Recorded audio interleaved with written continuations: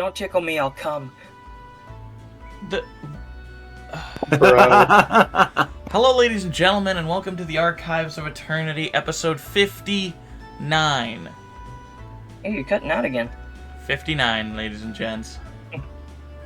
10 more episodes and we're at the funny number. Ha ha 10 ha. more episodes, and we can finally begin to live our lives. Let's get right into introductions. CL3 R1C will not be joining us today due to the whole issue with his, reception and shit. Man, he's gonna miss so much, and I'm not gonna want to explain it to him. He's just gonna have to watch it on his bench. As Bert Greystoff and Connie Romave, we have the glorious god of balance, Azul. Hello, cheesecake. Time, night. How's it going? As the strange and wonderful hat of many hats, we have Lemmy Lemonhead, the lime green lemon man. You can't park your car there. You gotta get in the freaking chair! As Kaladra Baratheon, we have my wonderful friend and Queen of Chaos, Failsam. Hello, hello. Don't be afraid, she's a woman. As Aya Alden, we have the brilliant Professor Zool. I lost all my test subjects. PETA is to blame. Damn. I really What you do to the animals?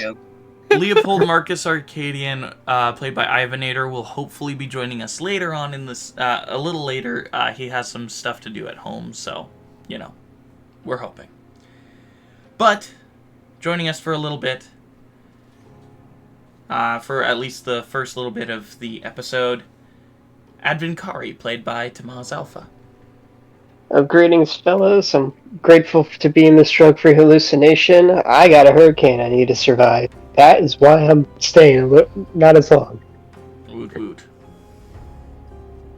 I do want to apologize for that joke, by the way, Sam. I think she was rather, like, come at me, bro. Oh yeah, no, I'm always just gonna fight you, but in a good way. Yeah, in a good way, always. Let's get into announcements.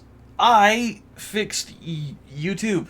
Definitely, all me. 100%. Definitely not my tech-savvy brother who, just helped me change my internet browser, to allow me to post things. So if you guys haven't already, please go check out episodes 57 and 58 of the Nightmen campaign, where our intrepid adventurers left for the Synaptic Palace and then moved on to Elden's Reprieve on the Hunter's Fall.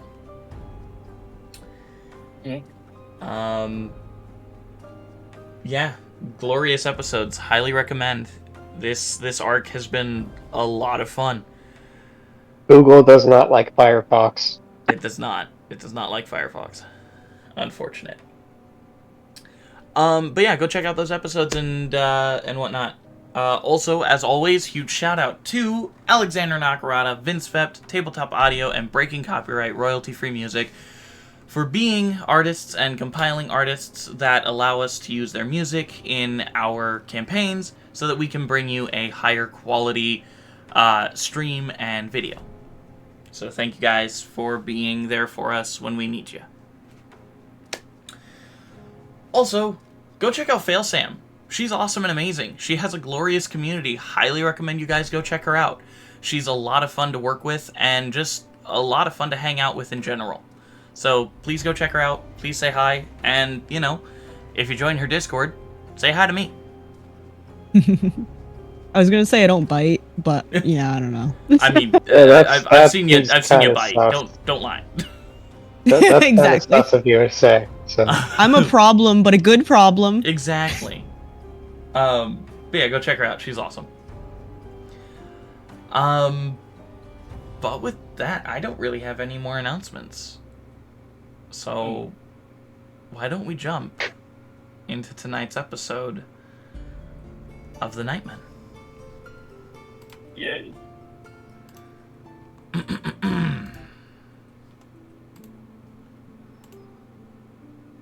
The treetop is silent as everyone is preparing themselves for a night's rest. Not necessarily a night. Here it's hard to tell. The sky seems to have that blackish, greenish tint to it that no one can really make out. On top of that, there's a lot of intriguing things going on in the sky itself.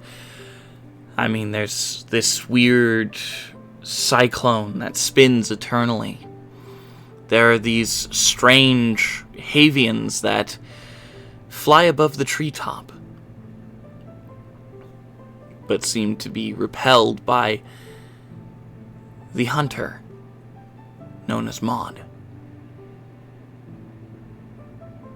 As you all begin to ready yourselves for a night's rest, a feeling of coming to the end washes over you.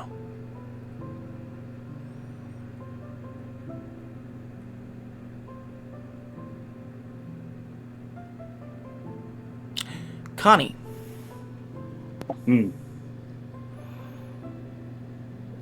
As you're looking around, you could swear you hear whispers from the dark. Things telling you to look at them, see them. As I'm sleeping, or as I'm... As you're awake, as you're staring towards the sky.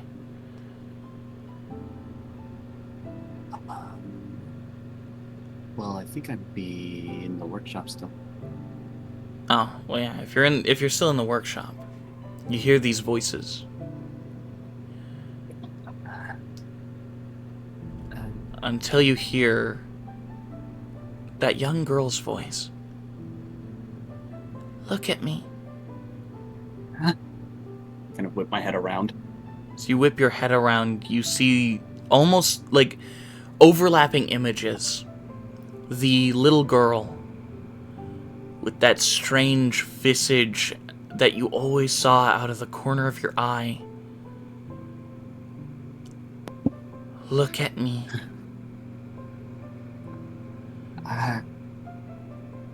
As she holds up the doll. Look at me. Do I have the doll on my person? You do. Kind of, I guess, reach back and pull it out.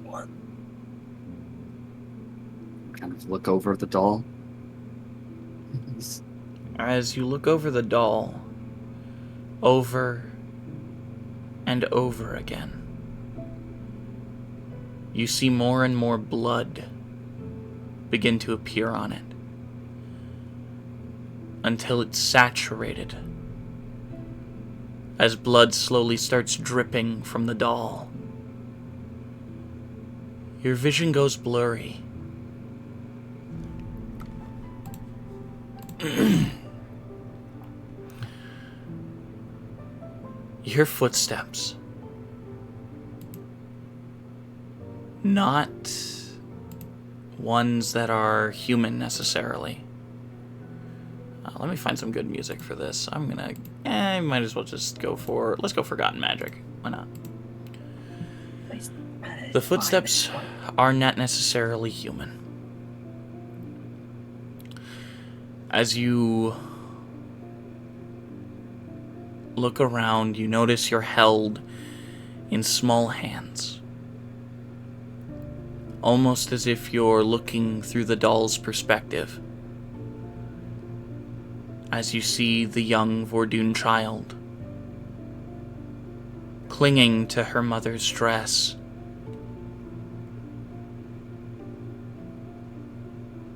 A beast on the other end of the room.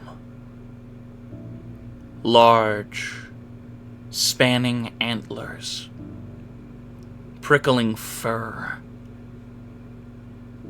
a face, almost skin that seems to be falling off of its snout, a corpse held in its hands,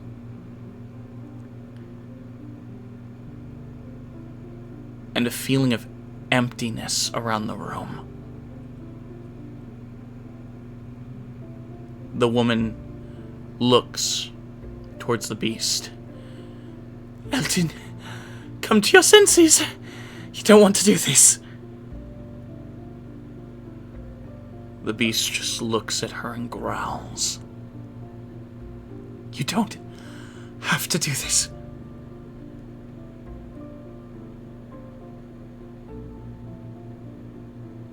As the beast slowly stalks forward, step, step,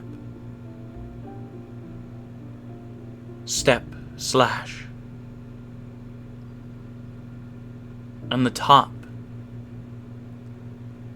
of the small girl's mother is gone. Her top half clasped tightly within the beast's hand. You see him not biting her, instead sticking a crooked claw into her chest as you see this bright, bluish, yellowish magic begin to flow from her body and into the beast. A crude, disgusting smile crossing its face. Don't fear, young sister. I have so much to take from you. As another crooked hand reaches for the small girl. Kind of frantically try to struggle, if I can. You try to frantically struggle.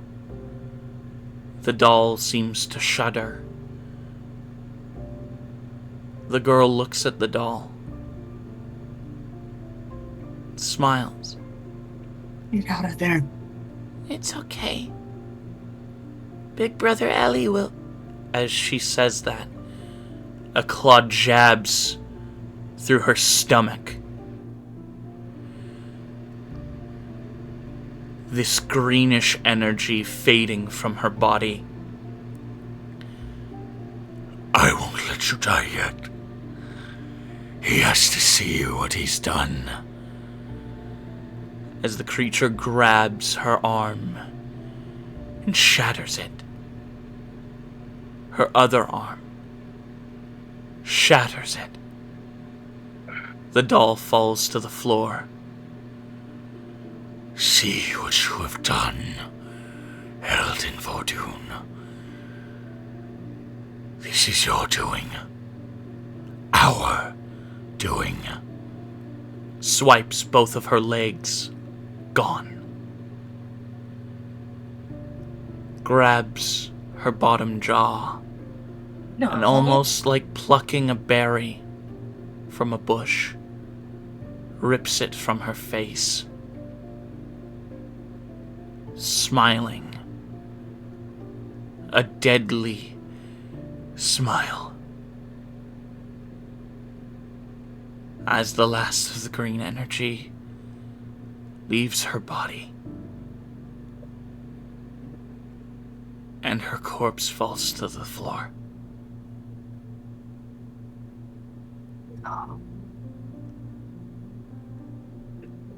And you see the torso of this monster twist counterclockwise,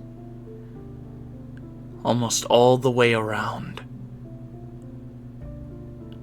as it forms into a humanoid torso, its crooked claws retracting, its snout becoming more human, hair on the top of its head. A mask over his face. Clothes. Armor. Guns. As you see the visage of your friend, your ally, standing over the corpse of his little sister. His yellow eyes glowing in the dark. As you come back to the workshop.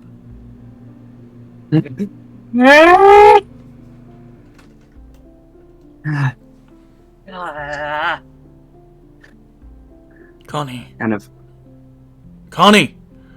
You feel Garantz's hands on your shoulders shaking you vigorously. Are you awake? Connie! I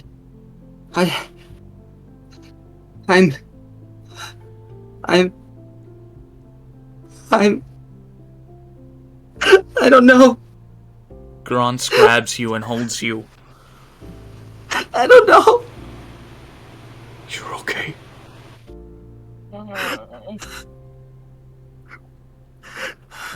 You're okay.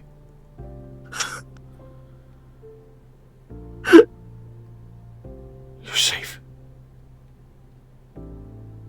I frantically move my hand up and wrap my hand around the bandana again.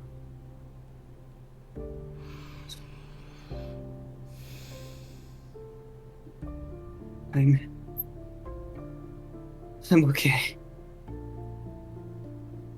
I'll be okay. Yeah. Garantz kind of holds you at arm's length to look at you. You will be okay. Right. Thank you.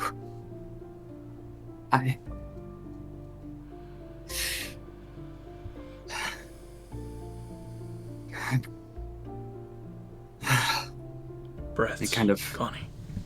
Sort of start to steel myself as my expression begins to harden. That beast thing.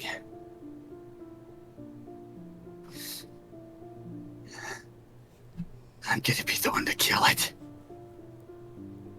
As I then turn back to the desk and start frantically looking over plans, as I then take different parts of machinery and affixing them together, as I will jot down notes, sort of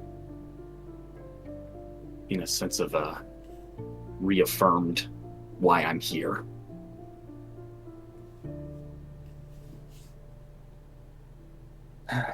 This place is just getting to me is all. Garantz pats you on the back. It gets to all of us. As he looks to the corner of your workshop, almost as if he's staring at something that you can't see. Kind of follow his gaze. What? It's nothing. Well, kind of look him up and down. Oh, all right. Let's get back to building this thing. Indeed. As you continue building.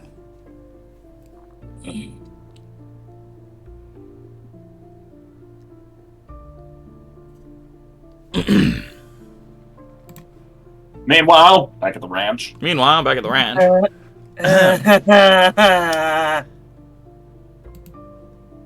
So, Burke, you have the hat or the sword? I had the sword, I'm pretty sure, because Grim gave it to me, didn't he? You definitely had the sword, but Maud also placed the hat on your head. That's true. I mean, I guess I'll probably just kind of look at both as they're kind of in front of me. Okay. Which do you focus on first? kind of still within tiger form, kind of like trace my claw around the brim of the hat, looking at it. Okay. So, the hat first.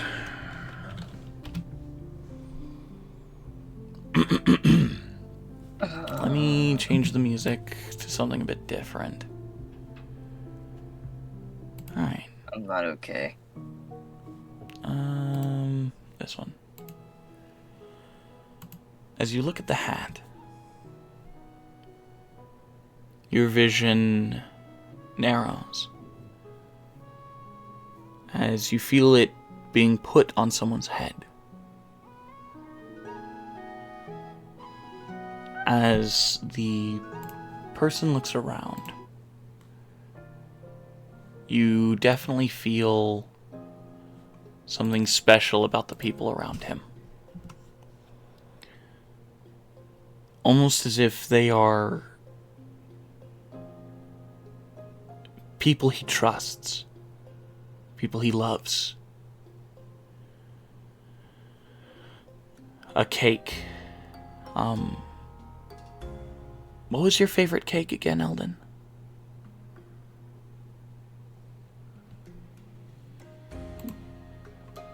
God damn it. You can't do this to me, man. Believe Eldon's favorite cake, and I will probably get this wrong because I can't remember what he said, but I do believe it was Lucille's butterscotch cake. I believe you are correct. As the small goblinoid maid sets the cake on the table, the hat is taken off of the head and brushed off a little bit as you see the face of a younger Eldon Fordoon. Perhaps 16, 17?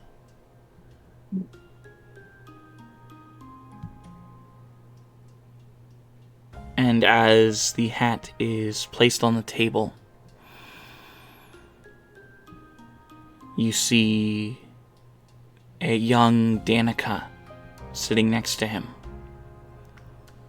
and several faces you don't recognize. Eldon, who all is here?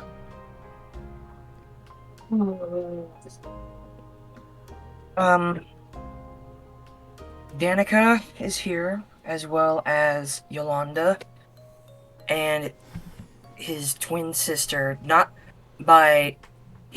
it's not like the twin, but you get the idea, paternal, I think. Paternal twin, yeah. His paternal twin, Vivienne, is here with Garrula, who he, at this point in time, does not know they have anything going on with them.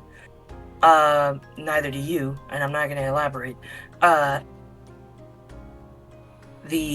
There is a bunch of other people here as well. Lucille, the little the goblin maid. She's adorable.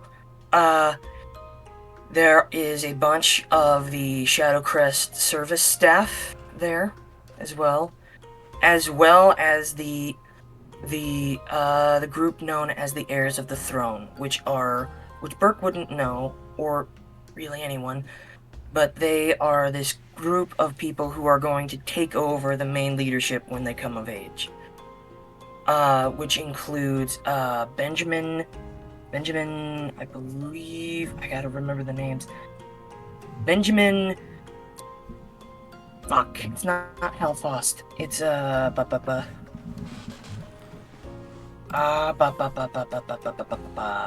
sorry, everyone. Here we go. We've got. Hold on. Now you have it written down somewhere. I do have it written down somewhere, and it's making me very upset. Urickson. Benjamin Urickson. We have. He's a big dude. He's big, bulky, but he's also wearing like a little bit of like a. He's wearing like a 20s like button-up vest shirt. He has the soft face, but a mean fucking body. Let's see. God damn it.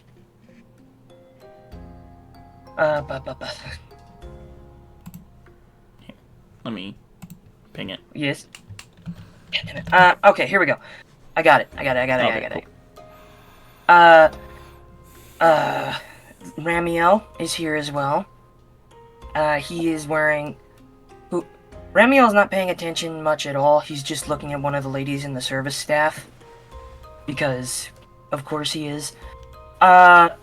We have Teresa Deernhouse, who is here more as a favor, she's not really here. She looks like she's not willing to be here for very long.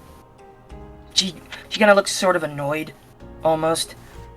We have Willina Hulfost. She is a dwarven woman, not a dwarven woman, she's an elven woman with long white hair, a very fair face, glasses, and she is wearing like old school librarian outfit with like a book, I'm assuming. Then we have Daniel Ripehand. He's very young and he's with his father. I forget his father's name. What's his father's name? You would actually not know his father's name at this point. Right. With his father, whose name shall remain nameless. You also see, you see Copern. He's the guy from that one memory. From that one memory at that one place.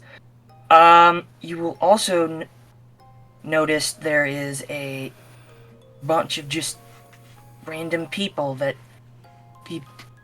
Eldon knew, and like not all of them have a name, but all of them have a history to Eldon. As you're looking at this happy scene, all these smiling faces, clapping hands, suddenly there's a feeling of cold.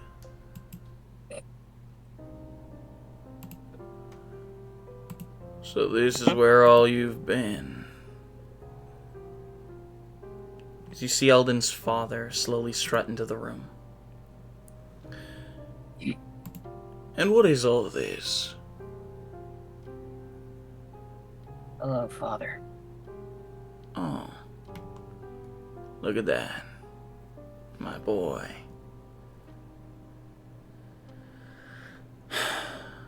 So what's going on here? Some sort of get together? What's up, nerds? A celebration of sorts, perhaps? Eldon looks... You notice that this is like the hat's perspective, right? You're just... Yes. So, Burke, you would notice that Eldon at this point looks very sheepish and will not look his dad in the eye. So, hold on real quick. These memories they're from the perspective of the hat, but they're Eldon's memories? Yes. So does that mean I can smell? Yeah, absolutely. Good. You smell Okay. shame, Burke. Just shame. Just shame. Just want to make sure that I have everyone's scents logged. As Donovan slowly strides up the table. You know how I feel about celebrations, don't you, Ellie? It wasn't my idea. Slams his hand on the table. Don't you!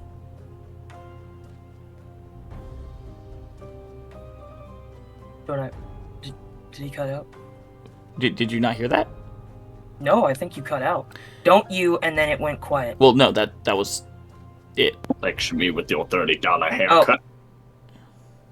Who dies? Yes, I did hear it. He stares at you intently, Eldon.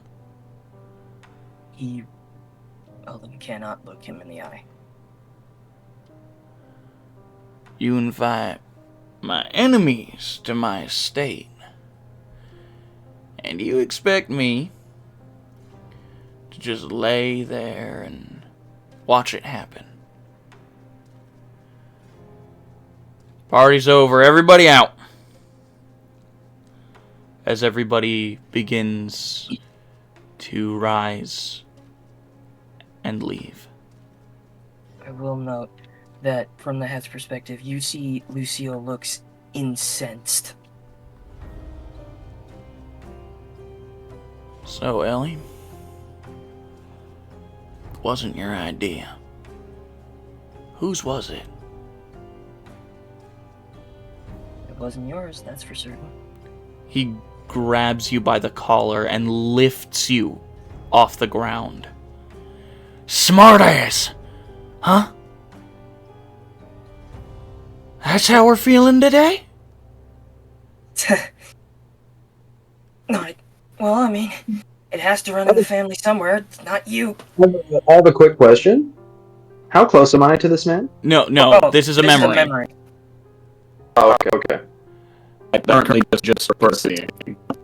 Eldon, you feel a hand meet your face as your father punches you. Taste of copper, iron enters your mouth as the blood begins pouring from your cheek. I don't have a happy birthday card, why don't you? Whose idea, Ellie? Even if I... You know what?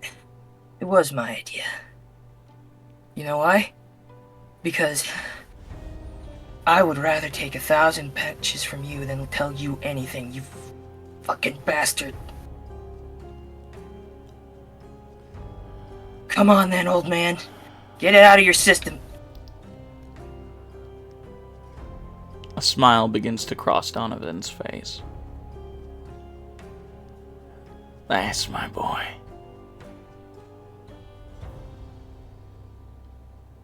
As he drops you suddenly. Clean this shit up. Don't ask the staff. Do it yourself. Then come to my office after.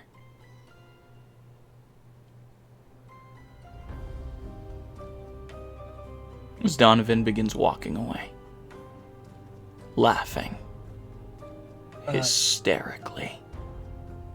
Burke, you notice that same look you got in the memory with Coppern after he was fighting, that dark blue glow and that darkening aura starting to surround him as he slowly sheaths it like a blade, stands to his feet, wipes his face, and looks to Lucille. Tears are streaming down her face. My Lord Eldon, please allow me to help you. No, I'm fine, Lucille. Go check up on the others. I got this. Her face drops. I'll save the cake. She takes it, and with the rest of the kitchen staff and the rest of the staff that were there, rushes it away.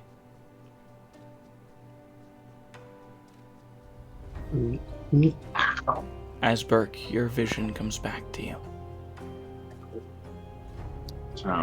My claws have now dug into the ground below me.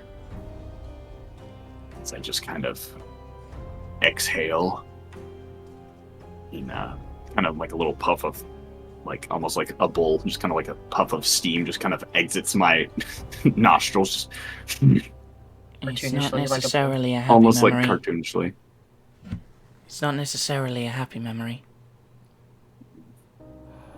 No. I've watched it well over 1,000 times. Reminds me of my old man. I know the feeling. Apparently, Donovan wasn't always like that. When do you figure out that he's a therianthrope too and start beating him up? No. I don't know what happened. He just came back from war and he was so different from how Ellie remembered him. From how Ellie remembered him.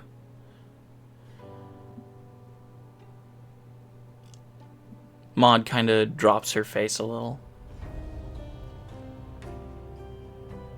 War has a way of changing people. Sometimes for the worst. It's rarely good.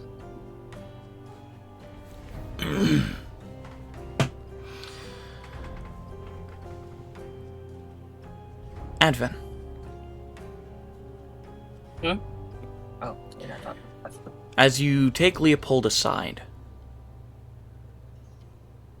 Burke kind of studying the hat as you do. Connie entering the garage with Garance. And Aya teaching Caladra a little bit how to set up the Leoman's tiny hut. Well, the dome.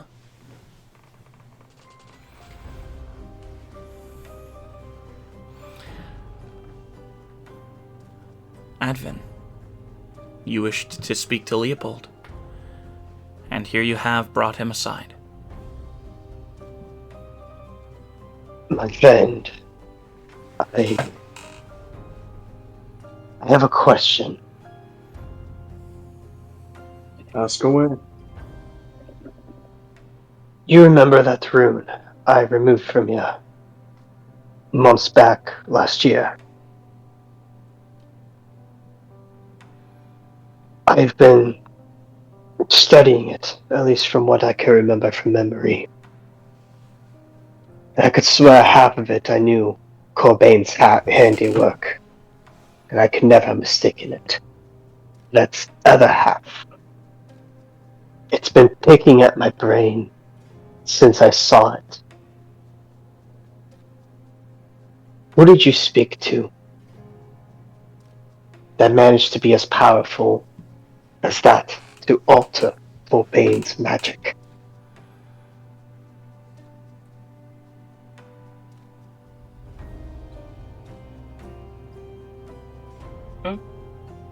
I guess you could say I made a deal with the devil. Can I roll an insight Roll an to see if insight. Avon knows? Yeah, to see if Avon knows who he's referring to. I know who he's referring to, but Advin doesn't. Roll an insight. Leopold's not exactly trying to hide anything, so. Yeah, well, 18. Leopold, do you want to roll a deception or persuasion? Or no? You know what? Okay, I'll do it. Alright, roll one, don't tell us which.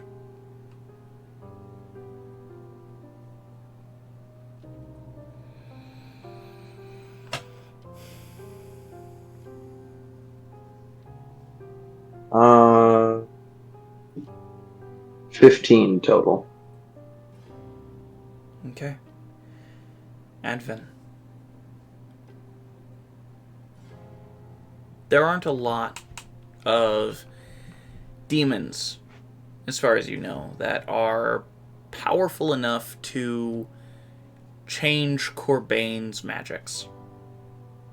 Honestly, probably only the main court of Ouroboros himself. Or, sorry, yeah.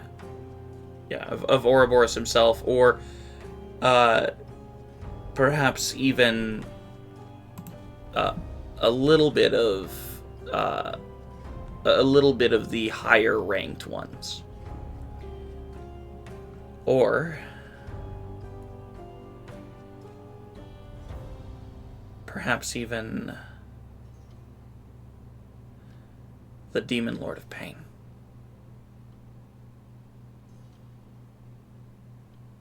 Now, would Avon know who the Demon Lord would have been in the past since he was alive? You would have Before the rise? You would have heard of Arthas of the Broken Horn.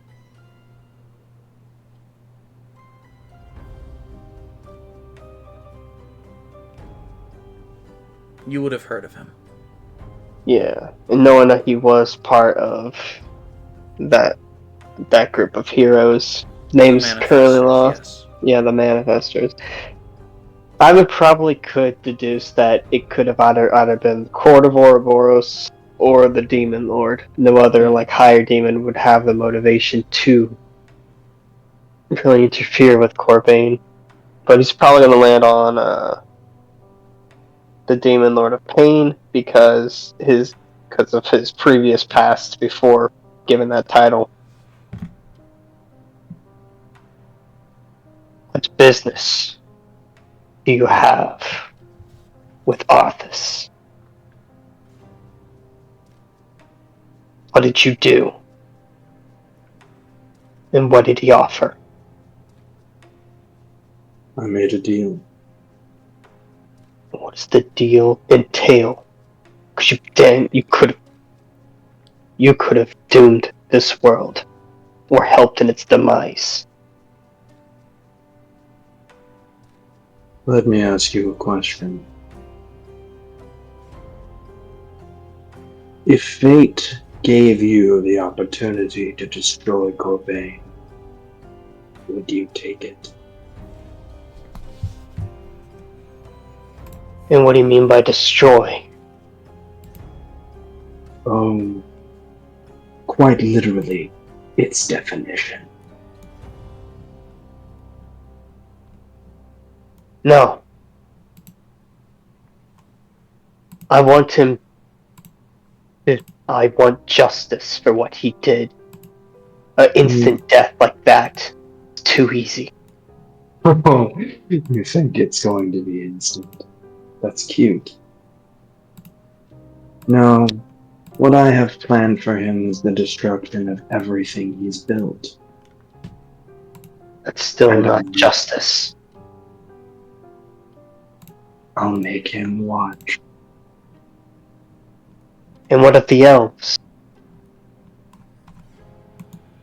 Don't they deserve justice?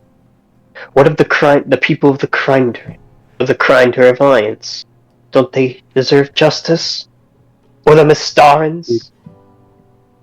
Let me ask you a question. What do you think I'm fighting for? With how it seems, especially with what you just did with Arthas, seems more like you're doing this for personal revenge under the guise of helping others. Well, I help who I can along the way, but you're not too far off. I want him to suffer for what he did.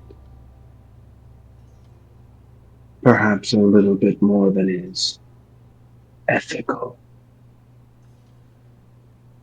You understand you're just playing right into his game. He's making you out who he wants you to be. Of all people who knows his manipulations all too well, who's dealt with it for so long, you understand that this is exactly what he wants. Oh, he'll get more than he wants.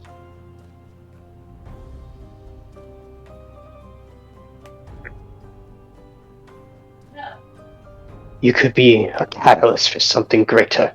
Do not play into his game, Leopold. Leopold's just gonna look him in the eyes. You experienced great horrors at his hands. I understand that. But do not condescend to scold me like I'm a child. If you act like one, I'll treat you like one, because what you did with Arthas is childish. Condemning the world for a petty revenge is something I wouldn't stoop to.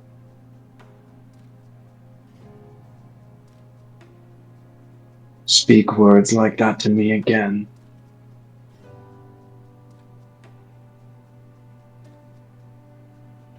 And I'll show And you what? what I'm to do with him. You do actions that could potentially harm this world, and I would do it again. I know what I did. You think I didn't weigh the consequences? Clearly, the consequences don't seem dire. Who do you consider the greater of the two evils? Cobain or Aeidros? To be honest, both are equally bad. I just have personal reasons to go after Cobain. But that doesn't mean I don't treat Arthas like an equal threat. Both can destroy this world. Both will tear this world apart just to get what they want. No, Cobain doesn't seek the world's destruction. He seeks dominion. He wants to control Dominion. the free. It's the same thing. World domination. No, The same. the destruction of the world means no survivors. No one left. And what do you think happens if he's in control? Everybody's just a plaything to him. Will be nothing but test subjects waiting to die. That's still equal to destruction.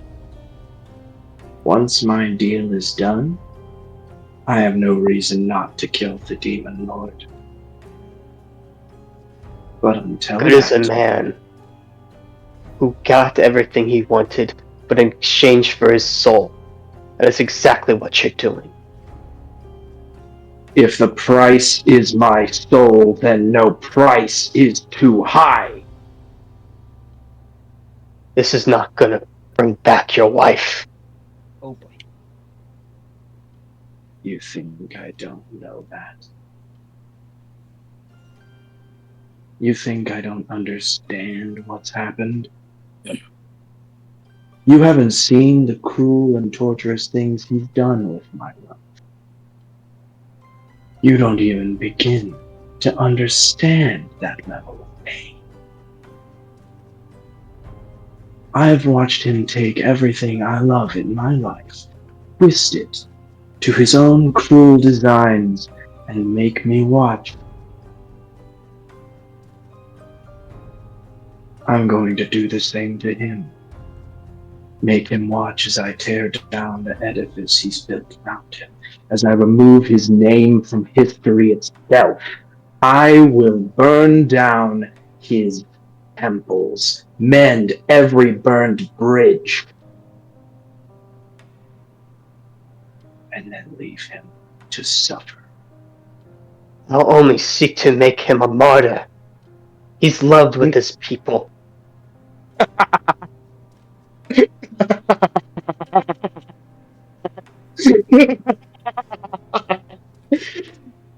You think they love him? Feared, love. In the end, you're just gonna make a martyr out of him. Stop it. Martyrdom requires love. Martyrdom requires respect. Martyrdom requires memory. I don't Do you expect that they won't I forget intend him? to remove him. Period. Leopold, of all people, I understand your pain. More than you realize. I was there when the war started. I was there at the fall of Mistar, the precipice of the war. I witnessed everything from the point he started killing elves, the point he wanted to take down Grinder. Trust me when I say this. What you do is just playing exactly what he wants. You're nothing but a pawn if you continue down this path. I'm trying to stop that. I'm trying to help you, Leopold. Or you'll end up just like I was, lost in that desert. I've been lost for years. Then let me help you find a way.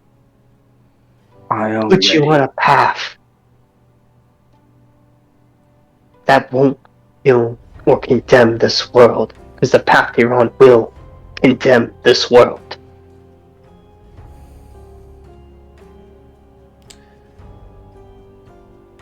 Leopold and Advin, could you both please give me wisdom saving throws? Oh no! God, this episode started off with a bang. Oh dear. Wisdom saving throws? Wisdom saving throws. Natural 20, 22. Alright. Nat 1. Nat Duality of 1. The duality. The duality.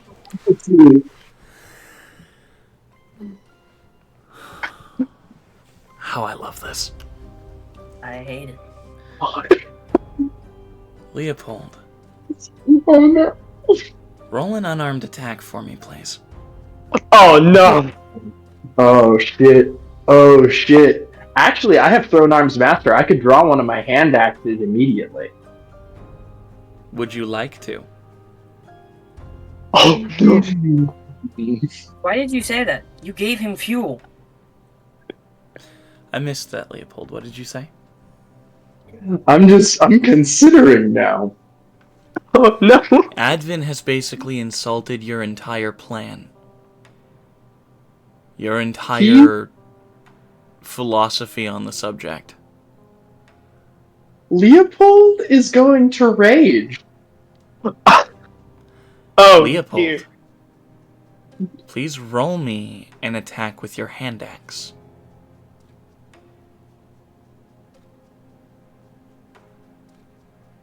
It's an 18 to hit. Advin, does that hit you? Reaction shield. You were not expecting this. I'm You'd be not. surprised. You are surprised. Then it hits. Roll damage for me, please, Leopold.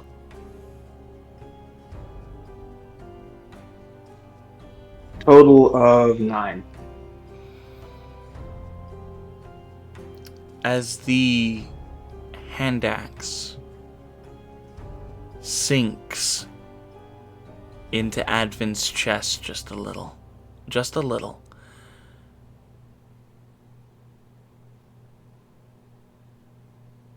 That realization, Leopold, of what you've just done hits you. Oh no, Leopold is completely incensed. He's in a rage. If that's Leopold's the case, beyond that. Leopold's beyond that point now. if that's the case, Leopold, please roll your extra attack for me. At this point, can I, when he attacks, would I be able to reaction shield? Because now I'm expecting another attack. Using his extra attack. Still surprise round. Surprise rounds, I hate them. A total of 22 to hit. A total of 22 to hit. That'll hit. That would hit, yep. Roll your damage. Oh, DM, would any of us hear this commotion? That's 3 slashing and 6 necrotic plus 3. 12 They are damage. not far away. And I'm assuming Advin's not being quiet. Immediate cop. The cop shows up. Alright, I'm hearing the commotion there, bud. Alright, what's the hubbub? Leopold. This man's trying to block you. I'm gonna use a free action and enter a defensive stance. But too bad, whole person. I'm assuming I also hear this too. Yes, absolutely. Everyone in With that, the I camp cast who I is will not get in the up garage and would be head hearing over to this. there. I cast hold person. Leopold, wisdom save. I cannot be restrained. You can't. Not in a Alright. defensive stance. He can't restrain me, even with magic. Alright, fine. Dang, defensive stance is mean. You know what? How about this? I grabbed Leopold by the shoulder and dimension door. Where are you, Dimension Door? They have to be willing. It has to be willing. Oh, they do. Yes, they do. Yep. Actually, no, I can be restrained. That's my bad. I can be restrained. you I can- cannot. I can't be grappled, and attack rolls against me have disadvantage. Okay. Okay, then hold person. Then roll a wisdom save. I would make that with disadvantage because I'm raging. Yes. I don't think so. No, rage does not cause you to have disadvantage on saving throws, unless Really? stated otherwise. Hold on, now I'm gonna look. No, you're right. I might give you disadvantage just because of the situation right now. That's fair. Situational disadvantage. I rolled a 19 and an 18. What's So your 18. DC? Well, it's not. Is it is hold person an attack spell? No, No. your spell Saving save throw. DC. Doesn't do Can't tell. damage. So would hold person be a warlock spell or a fighter spell? It would most I think likely it's probably Warlock. be a warlock spell. It's 14. Yeah. He passes. All right. I think that you multi-classed into Warlock. What? I don't know why, but for a bit I just forgot that you'd multi-classed into Warlock. He was Warlock Well, I from was the start. Yeah, he was First, warlock and from then the start. I class into Eldritch Knight. Duh. Never mind. Alright. Continue. DM, Yes, I am. I'd like to run over and cast immovable object on Leopold's armor. And there's I no love saving how- throw on that, is there? Nope. Leopold just isn't happens. wearing armor. Because he's raging. Well, He doesn't A have pair of armor. pants, whatever he's wearing. his His armor is clothing. technically just bits and pieces that don't cover much. His main piece of clothing, which would be his lower half garment, the garment on his lower half. I'd like to kind of like slide almost like I'm heading onto home base and touch his pants and cast immovable object. And while he does that, I want to turn it into from my tiger form into my hybrid form and step in between the two. Not Aya, but, between Advin and Leopold. and Leopold. Kind of interposing myself. Okay. Just like while this is all and to happening, each like of them. Adam's just now, like he was already just about to draw his sword. Mm, He's in that like pre-draw stance, right. but he's actually keeping, like, although surprised, like just from the surprise round, just that initial shock, he's still pretty calm and composed, as if he kind of expected something like this to happen. Galadra, you're also seeing this and hearing it. It's kind of shocking. Yeah. I feel like I don't know any of these people well enough, and I'm just kind of like shocked. Everyone's doing their thing. It's fine. No, it's This is not normal, fine right? good. Leopold, you dang idiot. So, Aya, what is your spell save DC again? Because it's a saving strength throw. check to... Well, it's a strength check to go against your spell save DC, if I remember correctly. Movable To move the object. Give me half a sec. Let me read through the spell one more time.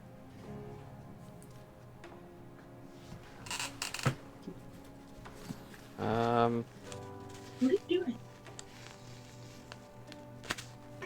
If you cast the spell using a higher spell slot, the DC to move the object increases by 5, so I'm using a 5th level spell slot for this. What is the DC? If I'm using a 5th level spell slot, and it goes up 5 each. Each And circle. It's a second circle spell. You're using a 5th circle slot, so... That's an 5, additional 10, 15? Yeah, additional 15. So 31. 31 is the DC to move it. Leopold, would you like to try to move your legs? Wait, can I do something? Absolutely. Now, if you want to. Like, Evan's gonna put away the sword. At least the pre already kind of semi-drawn stance he's in. Yeah, the kind of the knock on the Yeah. sword. Yeah. Yeah, just kind of. And kind of just like walk up past Burke and look at Leopold. Kind of step aside for him. Okay. Yeah, and I look at Leopold and I'm like, this is not who you are. Go with your anger and let us help you. I mean, you did kind of start it.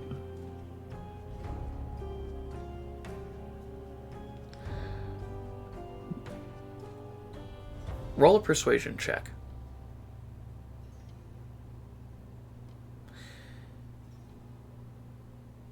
Okay.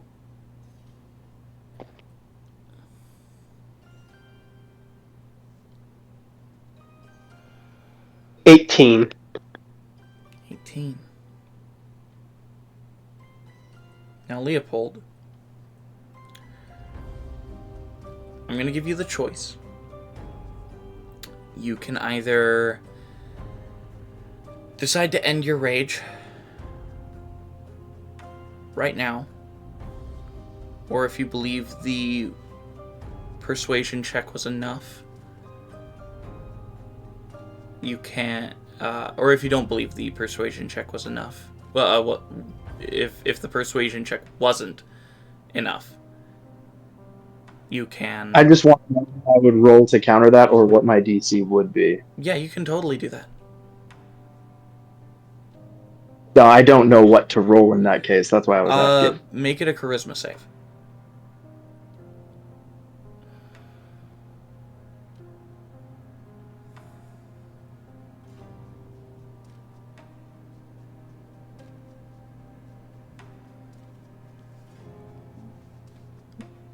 That's a dirty 20.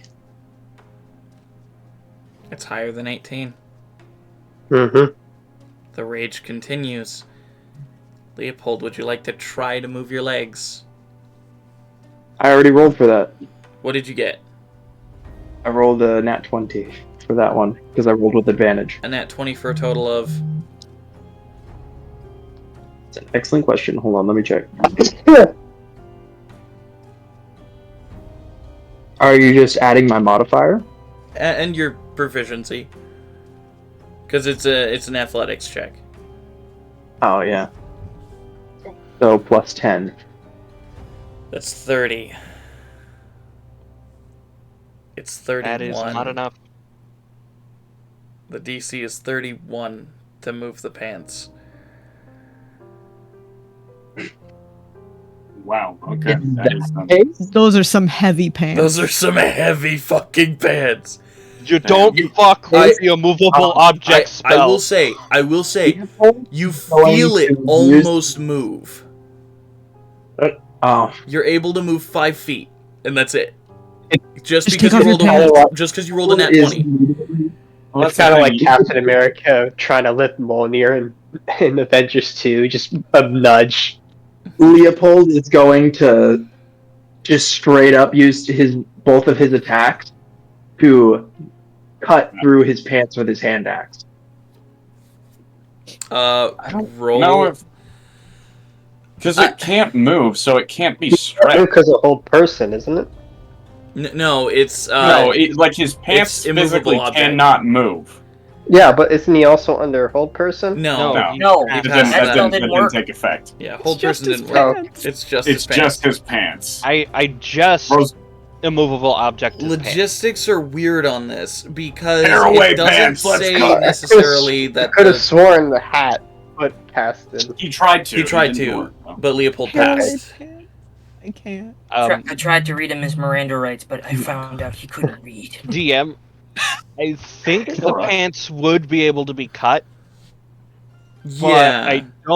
I think he'd still have to make a check to move out of the pants. Yeah. Because the pants themselves cannot be moved, but they can be damaged.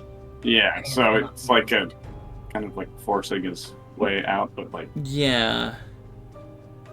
So Leopold, I will allow you to make another check if you want to use your using your action. Because again, attacking the pants, like you'll still have the shreds, which are still immovable. Like yeah, there's the pants in the way. Even if Fastest I way would be roll, burning your pants. even if I roll 20, I wouldn't be able to pass. Yeah, I guess you're stuck. Well, it's not like anybody could move me during my rage anyway. Yeah. So you guys just have to stay away from him for 6 seconds. I just kind of walk. He is like who's the farthest from me? The farthest from you would actually be Maud right now, or Caladra. Okay, in descending order, who's closer? Okay, so Probably Advin's closest. Yeah, because he walked up to you. Advin is closest. Then it goes Burke and Aya at the same distance. Hat, Caladra, I had to Maud. I don't like this question.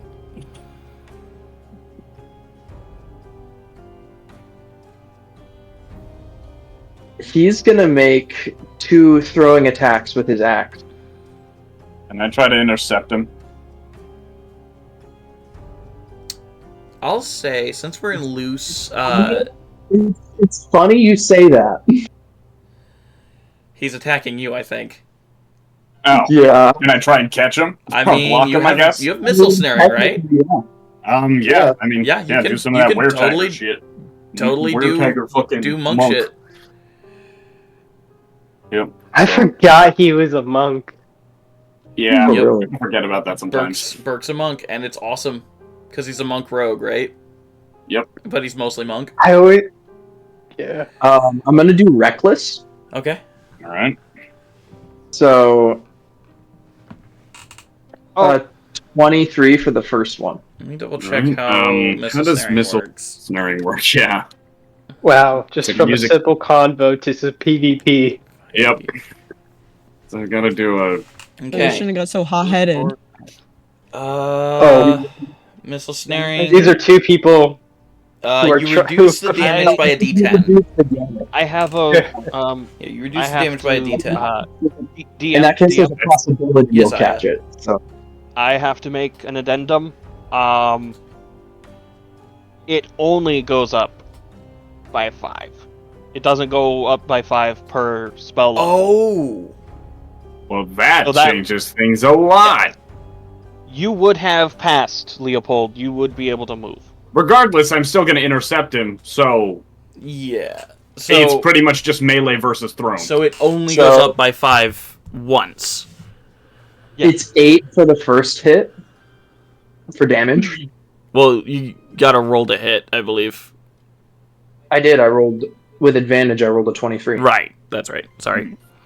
Yep, definitely hits. Unless he's got some other dope monk shit that gives him super high AC, which I Nope. wouldn't be surprised. That's my Pathfinder one. That one you wouldn't have, but it's D&D. So it's not as fun. Pathfinder's got some crazy shit. Oh yeah. Pathfinder's got some dope monk shit.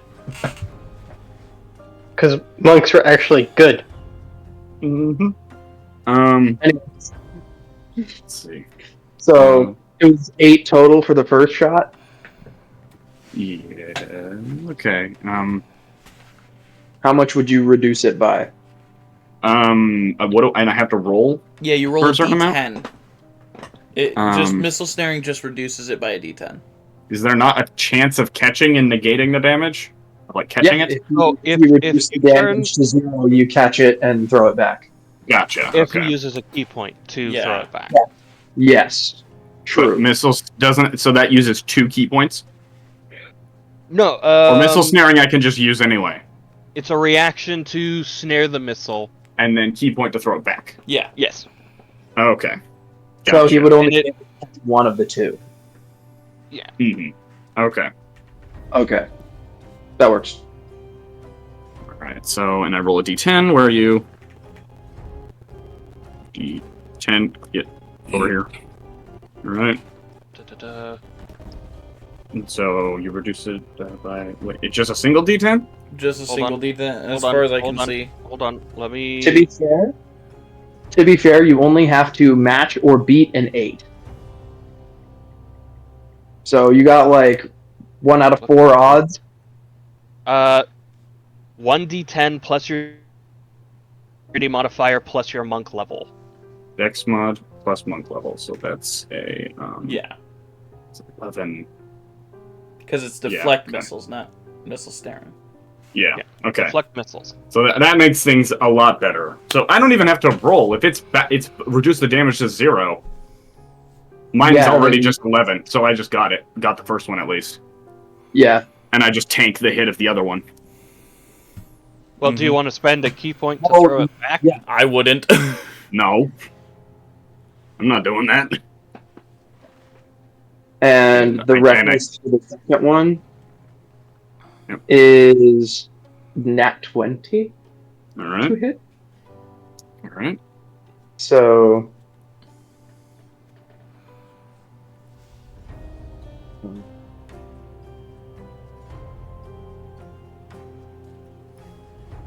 $16 total damage. Alright. Cool. 4 of said damage being necrotic Okay. So, because axe. yeah. What? So I will catch one of the axes as it kind of like stops in front of me and then block with my other arm as the axe just kind of sticks into my arm. And as you do that, Burke, Maud will cast Hold Person on Leopold. Okay. Roll a Wisdom save at disadvantage.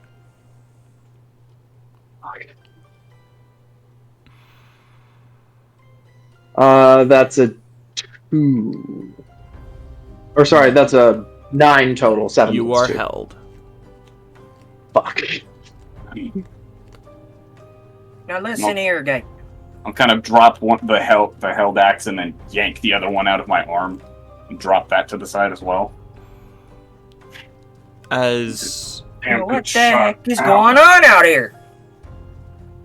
This man would rather condemn the world to achieve his petty goal than to do anything to benefit it. And he walks away. Okay, that's an opinion, but that does not help to Oh, clarify the situation.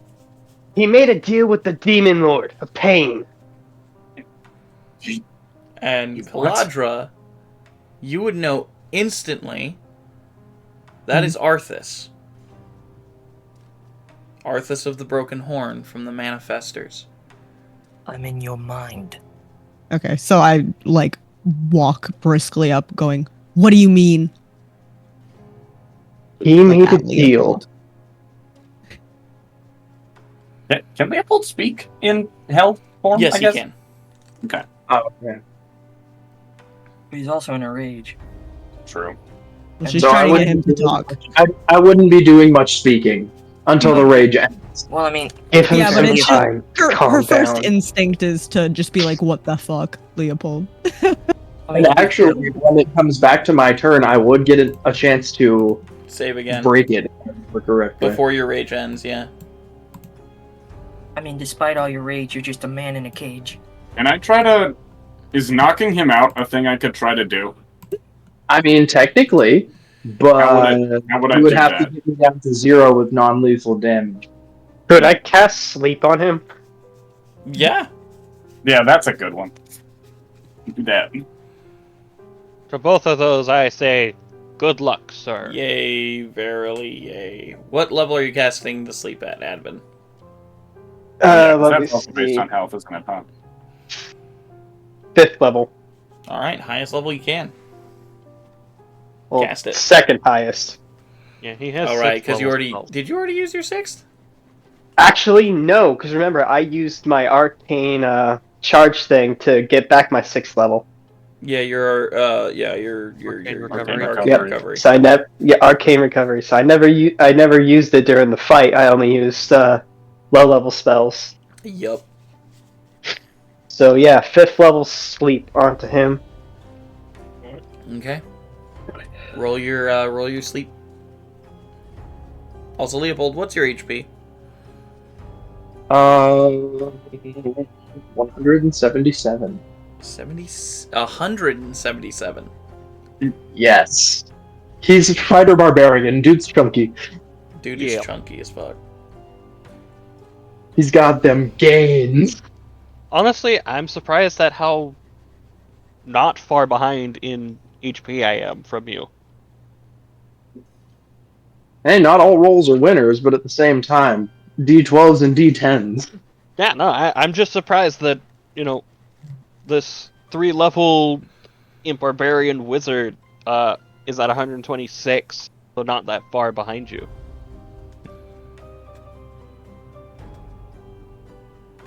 I got for just a roll. I ended up if you wanted me to roll, I got a 28. So I got a 19 plus 9. No, you're supposed. There's dice that you're supposed to roll for the sleep spell. Oh yeah. Oh, it's been a while since I cast it's it. damage It goes dice. against an HP pool. Yeah. HP pool. Oh, okay. So yeah, if you look at the Let me sleep re-roll spell, stuff. Yeah, I'm re-looking it over. It's been a while since I cast a sleep. 2 additional D8 for every spell slot above first, and it starts out with 5 D8. It's a really overpowered spell for a first level spell. Also, I mean, You, my friend, have some very big anger issues. Just throwing this out there, but just in case anyone decides to have the bright idea, the spell also calm emotions. I feel like might be somewhat useful here. I don't have I that. don't have that either. It's a cleric spell. Yeah, and cleric doesn't have it prepared. And cleric's not here. I thought about it too, and then I looked at my spell list and I don't have access to that. Oh, I'm 90% sure that's a cleric only spell. Yeah. Cleric and paladin, but yeah. I think bards use it too. Well, that's because bards have access to everyone's spell list at certain levels. Yeah, fair. Yeah, because I distinctly remember, freaking. How much HP did he have again? 177. Not enough. Not enough. Right.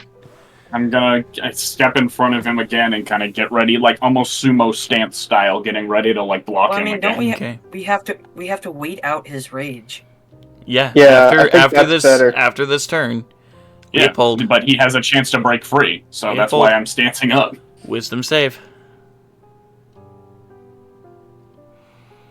Oh, fuck. That's a nat 20. Oh my god! Jesus Christ. Was that at disadvantage or Oh, no, it wasn't. Hold on. okay? Oh, thank God. Situational disadvantage, my friend. 17. It fails. Oh, Mod does not have your spell save DC. good. Mod is better than you. Leopold, Okay, shit. Yes. your rage begins to calm. And Wait, I thought you- the spell. No, you failed. Oh, gotcha. Thank you. Mod's spell save DC is 18. That means it's legal. Sorry. So close. So, Leopold, as the rage fades and you notice everyone around you, Kaladra looks pissed. I think a lot of people Mod. look pretty upset. You see the gash in Advin's chest and in Burke's arm.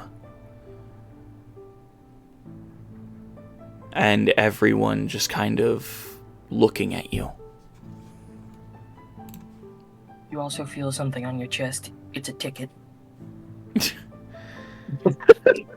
And Leopold, For reckless as endangerment. you look around, you realize you've just attacked your friends.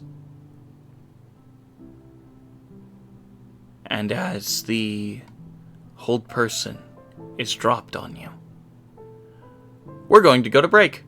Of course. Motherfucker. We'll Dude, be this was right some back. hype roleplay. We'll be right back in just a little bit. See you guys soon. Bye.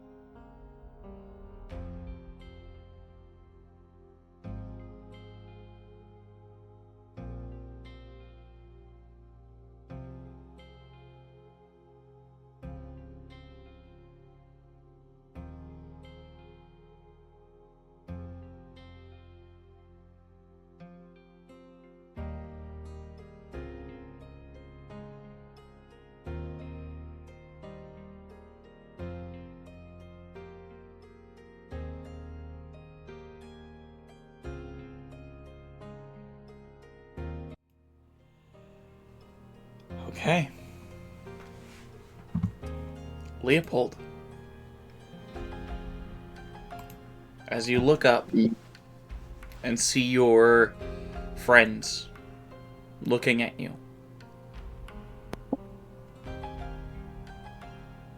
you hear a whisper in your ear.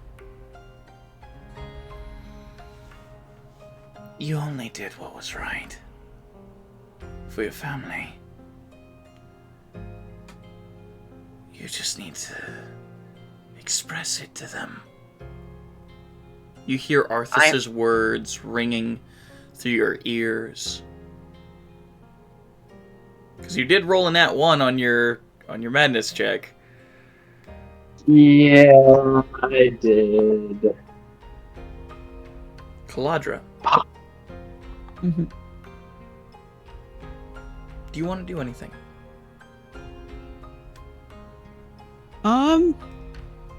You have the right to remain silent. No, it was just like when I heard that, I asked him, does he look like can I see that he's fallen out of his rage? Yeah, everyone can see that he's kind of fallen out of his rage. That he looks a lot more alert.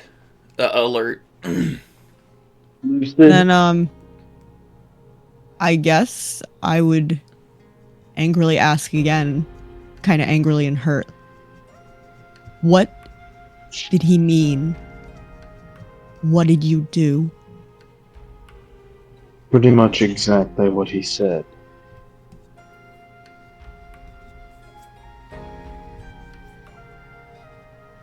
I made a deal to get what I wanted.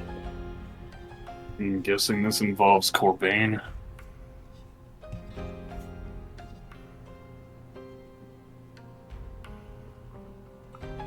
How could you do that?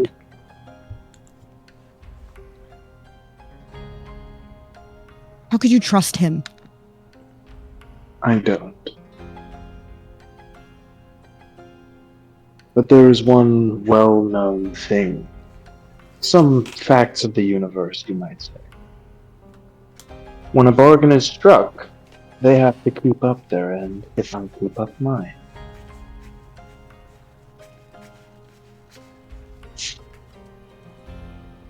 My end of the bargain was difficult, but so too do I expect is his. Aya raises his hand. What You was don't need to do your end of the bargain? The gauntlet. Alright. You didn't. Gauntlet? Advent? What gauntlet is he talking about? He's talking about the magic gauntlet, the gauntlet the demon needed. The Gabagool. Yeah. Demon's gauntlet, that gauntlet. We helped take down Ramiel, at least the stained remnants of Ramiel, and helped restore some good governing people. And there was a gauntlet there that held some significant power. Did it have a name? Was it used by someone? Can I roll a history check to see if I remember what the gauntlet? Leopold is going to answer this one because he already knows. Okay. It's called the Gauntlet of Goosebright. Worn by a famous goblin general. You're telling me you had one of the gauntlets of Guthrag, and you gave the gauntlet back to Guthrag Master.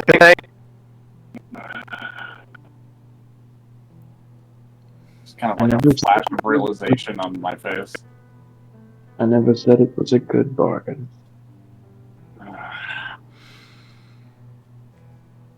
Dude, you're pretty fucking stupid. From what I've noticed, this entire party has some pretty big stupid. Oh, I haven't done anything stupid. You're pretty dumb for joining us. You live in this head. That's pretty stupid. I don't live here. Anyways, Leopold, what about Because his I don't... head? Technically, I don't live anywhere because I'm not alive. What's I this going to do for you? asked for a way to take his soul.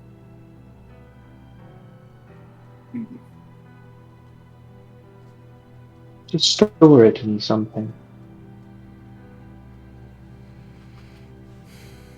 I don't believe I've ever told you all my end game. But now seems as good a time as any. When I defeat him, I'm not going to kill him. I'm going to take the soul from his body and make him watch as I undo all he's done. As I break down every piece of edifice he's erected in his hubris.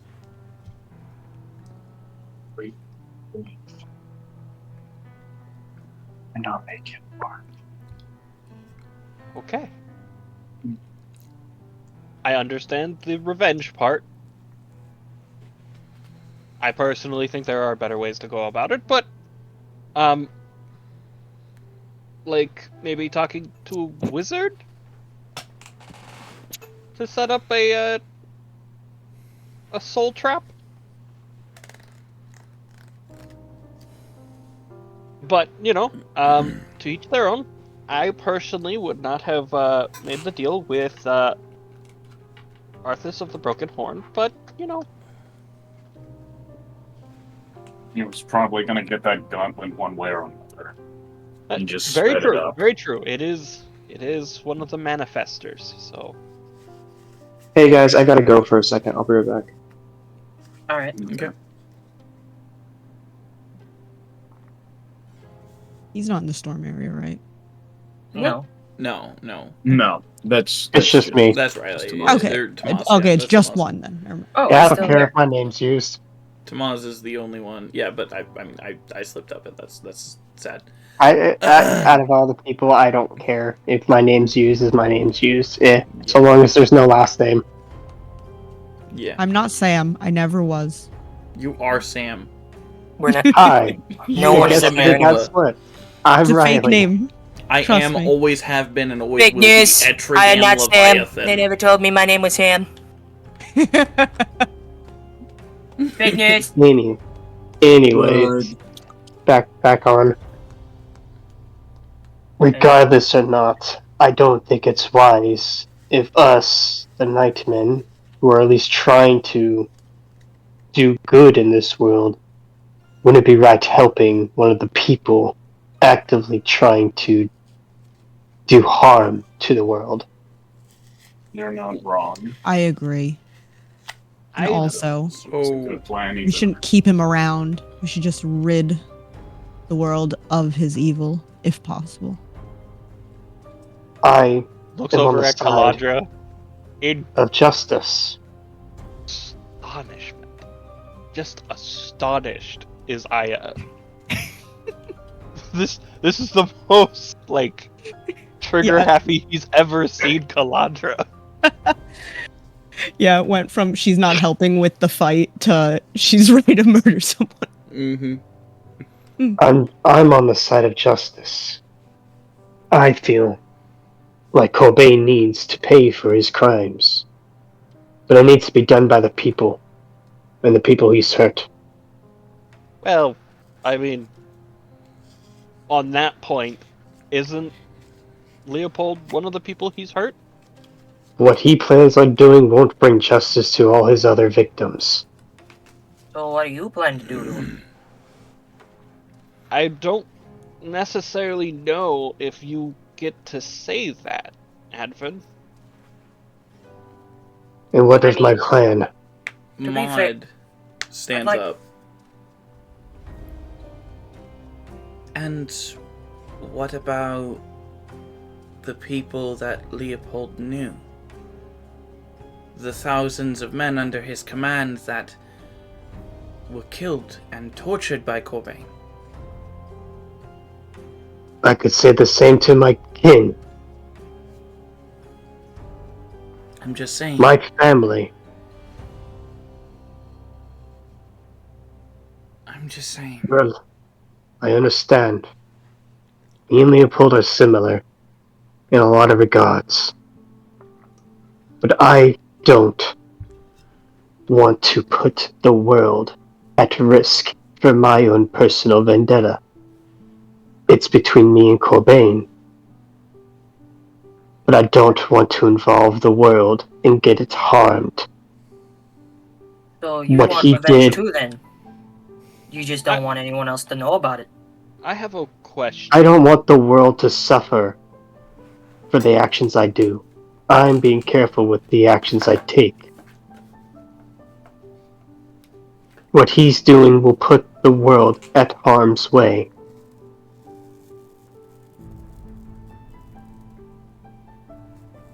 Potentially. Helping the Demon Lord of Pain, reigniting the war. Reigniting a war that was already reignited with his resurrection. Which, might I add, I could also be considered to blame for. I had a chance to stop it, and I failed. The blame doesn't just sit on Leopold alone, even if he voluntarily brought the gauntlet to him to further his goals. Well, that's the question, Dirk. Did you help the ritual, or did you try to stop it? I tried to stop it. It was too late, but I tried. Then yes, although you failed, it's different, because at least you tried to bring good to the world. Leopold went there willingly, to further his own goal. That's where I differ. I don't know if you two are as different as you two think you are. But also, what's already been done is done. That shouldn't be the problem anymore. It should be what the future lies, or what lies in the future. Also, did his bargain ever say that we can't steal the gauntlets back? We don't know. The devil is in the details. Well, Precisely why I brought it up. I wholeheartedly agree. Leopold should have sought counsel. a better way. Okay. But before we started working together, Advin,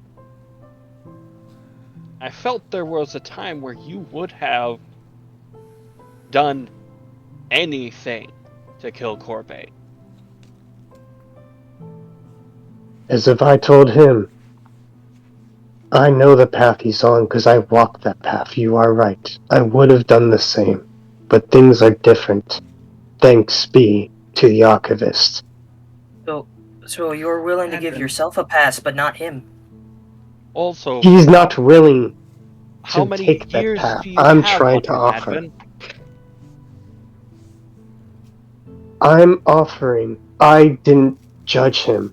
Understand, I tried to offer help before he struck me. You can't change people's minds just because you want to. I'm not trying to. I'm offering. There's the difference. The offer is still his choice. You think I'm forcing my belief onto him. I just told him my stance. I don't agree with his philosophy. I offered him a chance to correct it. Whether he took it or not would have been his choice. He chose to not take it. Advin. I can see. Yes, I'm frustrated because I got struck. Advin, could you please roll a wisdom save for me?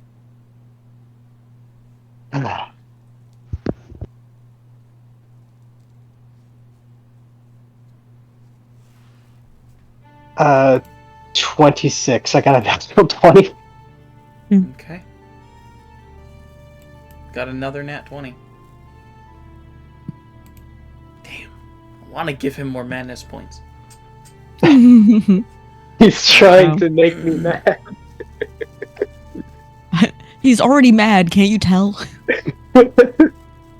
Are you mad? Are you insane? Are you fucking goofy? I didn't say she was silly. I said she was fucking goofy. Anyways. Yup.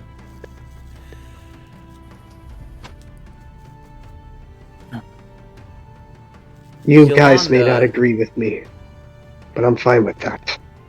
I just want you to know my stance.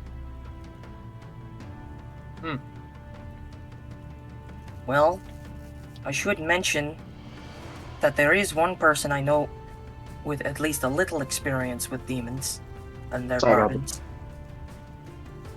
And that would be. Elden. Elden.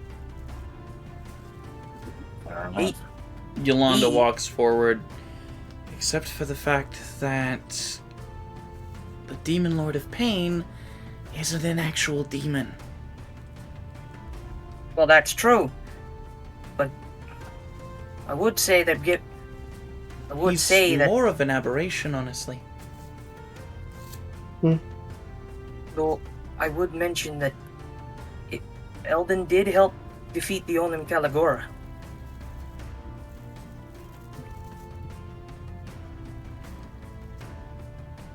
So we might have more experience than you think. I think you're going down the right path, at least. The point's not really focus on everything that's happened just now. It's just to actually get there to deal with Corvain and the Demon Lord. Indeed. Also, Doesn't matter what we think we should do if we get killed on the way. Burke, you would know that there is a group of adventurers trying to keep the second gauntlet from being found. Again, I was going to be proud of myself by getting to that gradually, Sorry. but okay. You're okay. It was in the back of my mind. I remembered it, but also didn't. Yeah. Fine. We're not alone in this, at the very least. There's still a group out there that's trying to keep the gauntlet from the Demon Lord. Bingo. A number of his cult members. So, at least there's others out there willing to help, and I'm sure that if we, I don't know, rousing speech band together, we can figure out some way around this. But for the moment, we can't turn on each other right now. We're all Especially not- getting inside of each other's heads and just messing things up. It's all kind of just driving us all crazy, I think. I think we could use rest. Indeed. Agree. I think a good night's rest would help all of us. Hooray! Kind I of, can- look over I'll take to, first watch. kind of look over to Leopold to kind of like examine if he's about himself. Leopold reaches into his little belt pouch, Jesus, and pulls out 2 potions. One he hands to Burke, and the other he goes and gives to Advent. Isn't he still an old person? It should have run out by now. No, he's not. Oh, okay, I was just making sure. Yeah. Maud dropped it once he stopped raging. Okay, yeah. Advent will take it, but he's still like, I'm taking first watch. Around this Okay. point, Garance walks out of the garage. I think we're done. Yeah. Hopefully Sweet. that should work. What happened Sleep to you time. guys? You don't want to know. What happened to Connie? You, Don't. I'm you look fine. like you've seen some things. I'll be all right. You guys look all scratched up. Jeez, are you guys okay? Kind of like goes over and like looks over Advin and Burke. Ah, A little kerfuffle, but Yeah, all Nothing a been nice rest dealt can't with. fix. we just getting a little antsy. Fine. I think this world's finally starting to get to us. Yeah, I would agree there. Kind of just looks looks down at the ground, kind of. Anyways, yeah, okay. I think Professor and I have at least finished what we tried to make. So hopefully, we'll maybe put a stopper in E somehow. Hopefully. Which, if we didn't explain it, did we? Basically, so you see this? You see this thing? I kind of pull out a canister that's holding the creature or parts of the creature. The mind taker, yeah. The mind taker from before. So I kind of caught it in this little sort of pocket monster, I guess, and God, I hate think that maybe I can do that with E. I can't even be angry about it because Maybe. I thought of the exact same thing. Same. I can. And so maybe, I don't know, take him and either just trap him in it and maybe somehow get him out or something. But hopefully things will go over well. We'll see. That is the hope. I'm gonna set up a dome. Kaladra, you wanna come with? Yes. Yes, I would like to help. Evan's going to go around the perimeter and just set up an alarm spell, just in case any of those harmonoid things start getting a bit too antsy. The Havians, yeah. The Havians, yeah. And as I'm setting up the dome, I think, Aya wants to have a conversation with Kaladra. Absolutely. Juicy shit. Kaladra, I only know the manifestor stories that I have been told, that the rest of the world has been told. Did something happen that isn't in the stories? Out of character, I assume, like, her mom specifically wouldn't be in this, like, exactly what happened to her mom wouldn't be in the stories. Kaladra knows what happened during the Fallen Ravine. When the fall of the Manifestors happened, it struck Terra in such a way that she lost her family. And she would have told her daughter about it when she had, or I guess she wouldn't have. Colgaius Yeah, I was probably gonna say, would have. yeah, definitely. Colgaius. Because Terra wanted to show her daughter the brighter side of adventuring, the brighter side of the world. Like, it was For sure. not something she wanted to show. But Colgaius would have told her the truth. Yeah, and Kaladra being, Terra and Colgaius's, would have taken it a little bit as her mom was the sweetest, but almost too sweet for her own good. Mm-hmm. And I feel okay. I'll just go into being Kaladra. I feel that no good can come of capturing and doing whatever evidently everyone else has plans for with him. I think he has to be removed so that he can hurt no more people. Fair enough. But I understand why everyone hates Corbain. Corbain's everyone hates Corbain. Like it's the world pastime to hate Corbain. If there were a TV show, it would be top rated. As far as I understand, Arthas the broken horn should not be an object of such anonymity from you, specifically. Yes, the world dislikes him greatly because he started a war. And the war was bloody and a lot of people died, but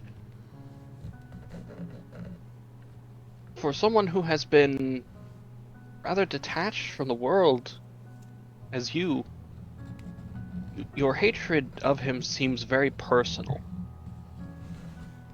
When Corbane kidnapped my mother and started all of this. Time out, Caladra. I'm out. Sorry. The stories say nothing about Corbane kidnapping your mother.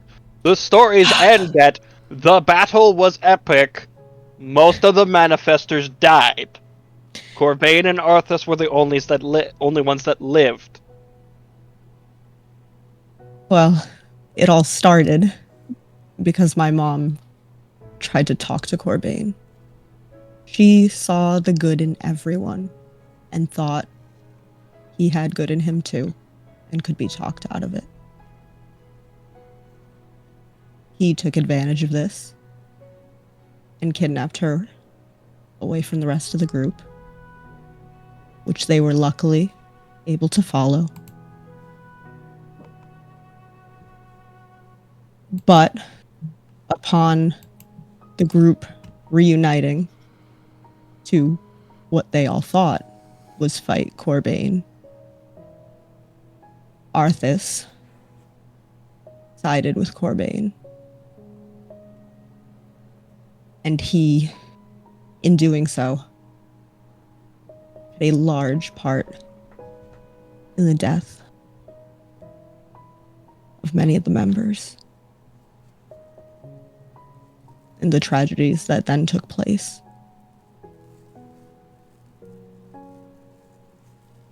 Holy shit. So,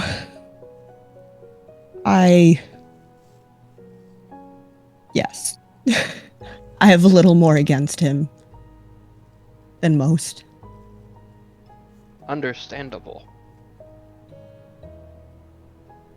And I just don't think that anyone should be put through anything that either of them caused again. I will rest his hand on Caladra's hand and kind of grip it tightly, look her in the eyes and say, I will do my utmost to stop them. Not for the world,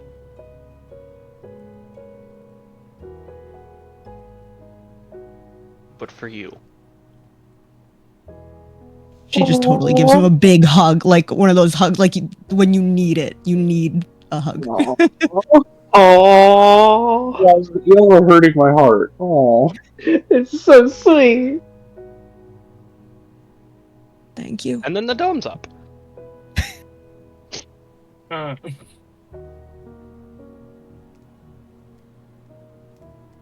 And the stars are depicting two different stories. One is of a little girl who sits on her, what appears to be her mother's lap, who has horns, and she's just in a chair reading her a story. And the other is of a little boy sitting in front of a fire as what appears to be his mother tells him a story, moving the fire around. Oh. And above their heads, in flame and star, are the stories of the manifestors. Oh shit. You can see this is definitely easing some of her pain right now.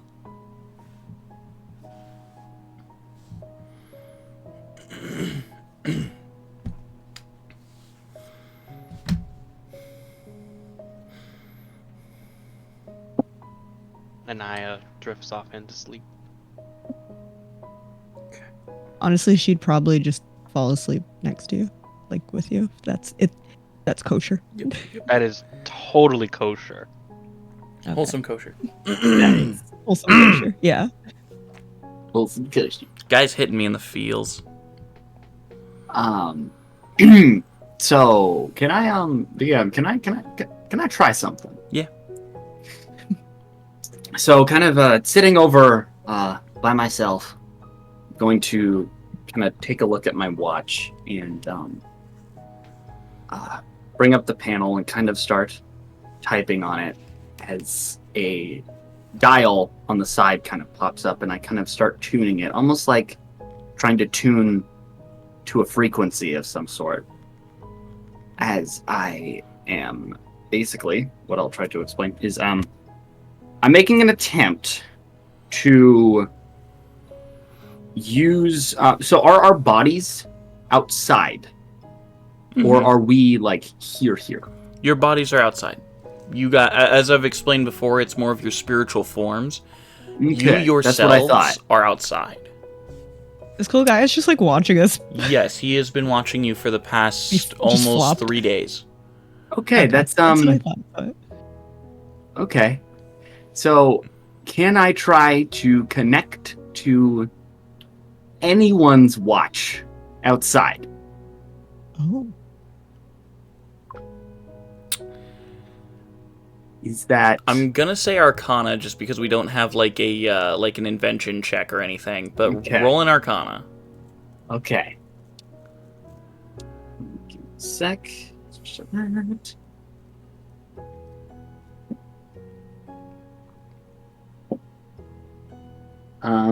That is a 22. As you begin tuning your watch,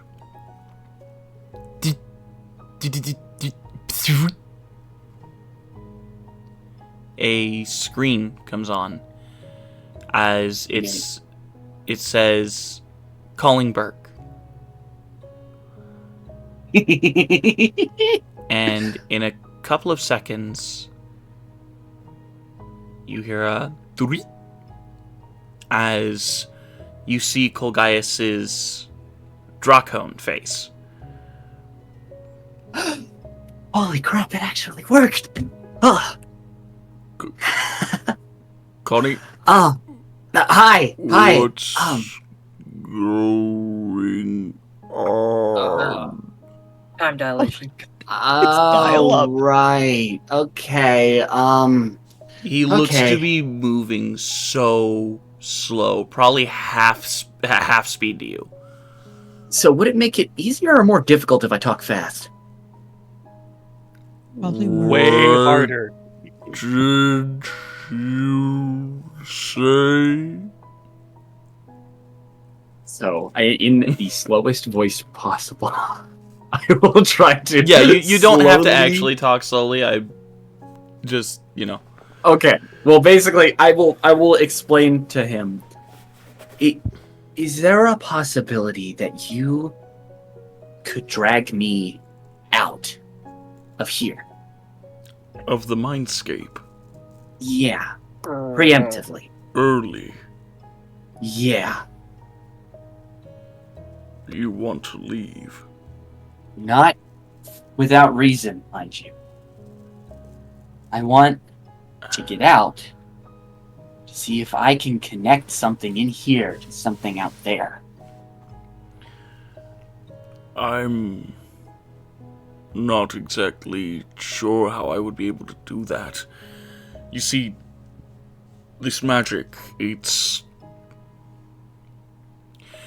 normally performed with two people. One as the anchor, and the other as the re-upper. The person who continues to cast the protective magics over the individuals. Okay. I have been having to fill both roles. So what if you had something that could fill the role of the anchor? Are you volunteering? Well, if it might be, I don't know if this would work, but It would be Okay. very difficult. This magic is already unstable. So, doing this would possibly even destabilize it more. then what if it's through something that's really, really, really powerful? I'm listening. So in my bag, there is an amber crystal that holds a tremendous amount of magical power. You see him kind of lay Burke's wrist down and then go over to your bag and go rifling through it a little bit. Walk back over to the watch. How do you work that thing? Like just like, you mean how do I work the watch, or like The bag. the back? Okay, so there's like a button on the side that you kind of have to like press in and like push up at the same time. It's on like the right side, and you kind of like click it, and then you push up, and then the top flap opens. Okay. He kind of takes off the watch from Burke's body and then just walks it over with him. So this thing, right? Yeah. You just kind of press that, but like don't like push it too hard, because sometimes it gets stuck. You push it And so- down? No, you push it like kind of in and then up. In the up. Yeah, in and then up. I'm pushing it up. No, that's the button. That's like a button like to hold a strap. That's just aesthetic purposes. Oh. Not that button. The actual like the button. It's like a square shape. It's Takes like 5 minutes just to explain to him how the frickin' bag works, and so until finally he like actually pushes in and pushes up. there you go. Okay, yeah, that. Okay. Okay. It reminds me of the scene from Cloudy with a Chance of Meatballs, where it's So- just like, So what do I look for? What am I looking for? About a it's like kind of roughly in the shape of like a kind of it's like it's kind of in the shape of a heart. If And you it's remember like correctly, it's in a protective box. bulky, and it's in this box, right? Oh shoot, wait. Does your like dragon lair, does it have some kind of like magical shielding? Is that a I mean, of course, I have to protect okay? myself. Just making sure, because that box is kind of what's shielding it from the outside world and people detecting its presence and stuff. So kind of need to keep it in that, unless it's in some other shielded area. So Cool guys finds the protective box, brings it out, looks at it. How do I open this? okay, so. That one's kind of got like this double latch thing. It's kind of weird. You just kind of have to like. Oh them no, up, no, but, like, I see it. yeah, I see it. Okay. yeah. There you go. Yeah. Okay, there we go. Got it. Okay. Places it on the table where you see Eldon's body. That's And It's as like- you look at it, you see muscle fibers slowly creeping up his body, going down from his neck, seeming as though his body is reforming slowly. As Kolgaius grabs the box and just kind of looks at it. All right. He lifts the lid and sits there and closes it.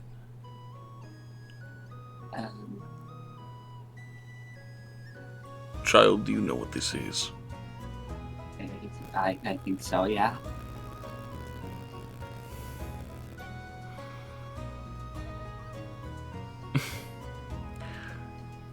I wondered where it went. How did you come into possession of my father's heart?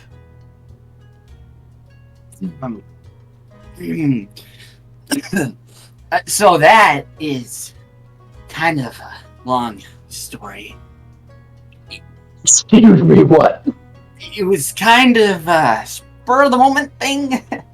Basically, what happened was suddenly there was this big blue light, and for some reason it like just kind of like zapped me out of nowhere, and I don't exactly know why it happened, but for some reason it suddenly appeared in front of this guy with a really long hair. He was like really long, like golden or something, and then there's another guy who was like, what is it, like a broken word or something? I don't remember, but basically he was like reaching for this thing, and I didn't know what to do, and I accidentally kicked it, and then he looked really mad, and so then I went over and I had to like pick the thing up, and then I didn't know what to do with it, and I was about to give it back, but then I also was scared because he had a really mean face, and it was really scary, and then all of a sudden I just teleported out of the way, and I didn't know where to go, and I just disappeared. I was gone. I didn't. Basically, that sums it up pretty well. I understood 3 words of that. Okay, yeah, that's zappy light, me suddenly in front of 2 scary-looking dudes, reaching for that. I accidentally kicked it, and they looked mad. I tried to pick it up and hand it back, but then they looked even more mad, so I didn't. And then I was gone. And now I'm here. Okay. You do realize this thing went missing over 650 years ago. I guess that it maybe was like a certain, probably kind of important. Yeah. And a long time ago. Yeah. There is no possible way a mortal such as yourself could have obtained it from the event.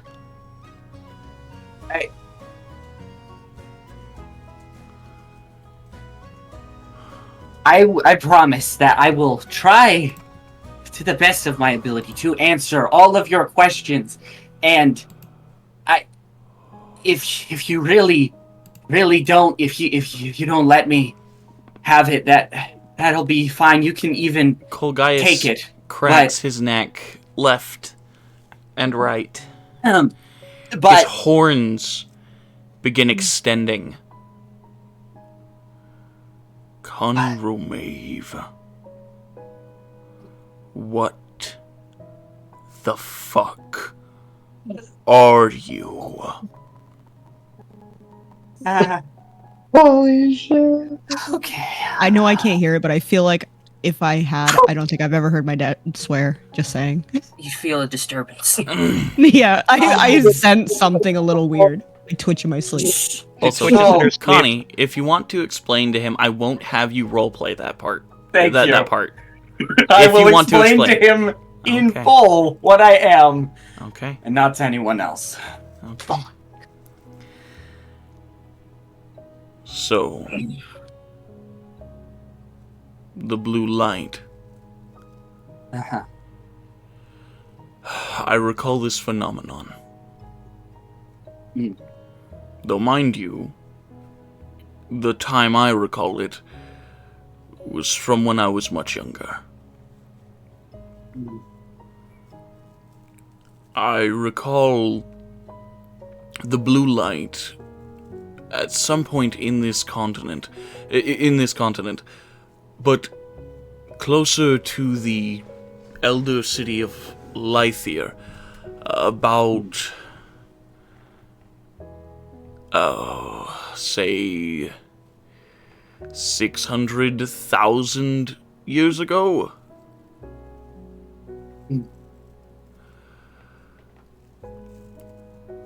There was a small gnomish man with white hair and a strange creature on his backpack He arrived out of nowhere. And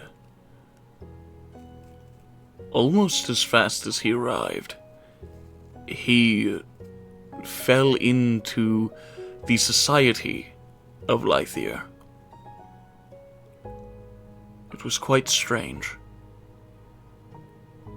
But I brushed it off back then. Planar travelers are not uncommon when you're a dragon of the age that I am. But now that you talk about the blue light, it might have had some temporal things as well. So he very well might be a traveler of the time as well as you. Yeah, it's an alien of sorts. When you return, I will allow you to keep this. Only because you are the last creature Arthas and Corbain would expect to have it.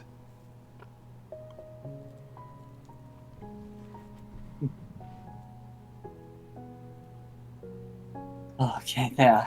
Let's get Thank to you. work. Right.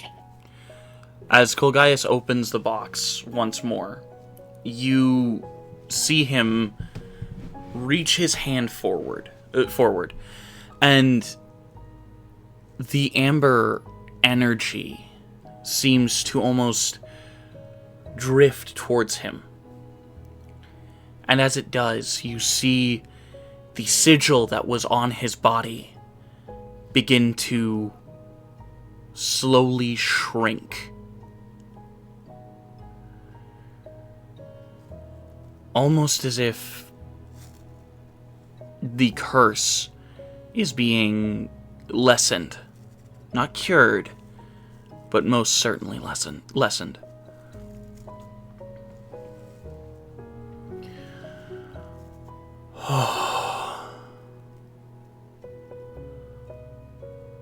Terra, by the gods, I hope you're watching this. And see me assisting these foolish youngsters. God, my cutting out is getting weird. I'm hearing you okay. Yay. As he waves his hand, Connie, you feel a pull at your chest. Almost like a yanking. Until it turns into almost like the feeling you'd imagine a fish gets when it's being reeled in. Okay. As you begin shooting towards the sky. Okay! As you journey through the clouds, billowing. You Does Advent feel see like this? Like at least the transportation, because he was taking first watch. I'd say you wouldn't see this, Advent. Okay. Just because you're watching out for the Havians. Would Burke hear him yell?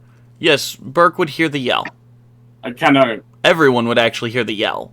kind of roll over and kind of look up as I watch him kind of flying up in the sky and just kind of smirk. Guess he's that far along already. Aya just twitches in his sleep. Yeah, I was gonna say that. Evan just like kind of roll a turns little. and looks around, sees nobody. Maybe does a quick head count, notices Connie's gone. It's just like questioning, like, maybe he went into the garage. Connie. Poor Connie. You feel electricity throughout your body. as you realize it's the feeling of your synapses waking up as your finger twitches. Your fist clenches. Your arm moves. Your eyes open and slowly begin interpreting information. As you see the draconic face of Colgaius staring right at you. I kind of like try to bolt up quickly, but like end up, my body moves like kind of slowly up, and as I kind of lean forward, I'm never going fishing again. We have work to do. Right. As he gives you a big, wide smirk. Advin, who do you want to wake up to do second watch? I mean, I'm up and around. Yeah, I just go and just kind of walk past Hat and decides to read a bit of his book before going off to sleep, just to wind down. Do you read a whole chapter? Oh my god. Yeah. Yeah, slightly relaxed by just. I swear, if Advin dies in our sleep, this is gonna be fun. Imagine. All right. Oh my god, Connie Bro's gonna disappears, Advin dies. Swings of a healing potion. Oh yeah, one of you still needs to look at the sword. I'm gonna take 2 swings of healing potion, then I'm going like 2 whole healing potions, then read. Instead of tea in a book, you have healing potion in your book. You're just kind of like listening to our projected crackling fire as I'm just like sitting on a log. Just Like takes a sip of it, like swirls it around like a wine glass. Oh, there's a bug on our rug.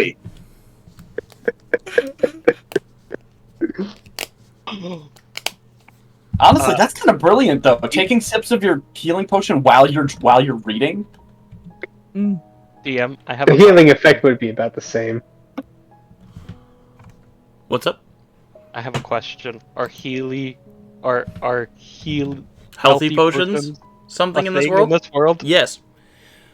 Yeah. I gotta make references where I can. I need context after this episode. I need to know this thing. Oh yeah. I will explain later. Yeah, like I said, after this episode. Alright, so what do I learn while I'm rolling the dice to see if I'm good?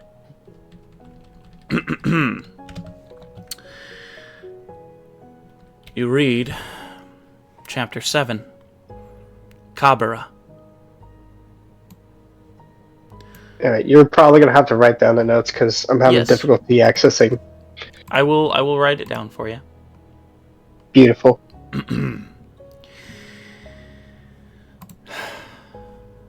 Advin. You read Kabara, who once was known as the god of harvest and abundance. This god was given power over harvest, over the grain, over the meat, and gave the mortals much. In his love for food, he sometimes gave them a little too much. But he was always fair. He would always give someone enough to live. Because he was the one in charge of it. He knew the name of every single grain of wheat. He knew where every single piece of fertilizer went. and guided the hands of every single farmer.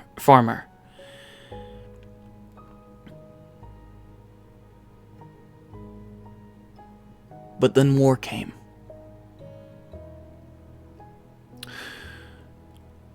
War was never good for his grains, for his crops, for his fields. And he got worried. Worried that the people he saw would no longer be able to eat, for their food was short.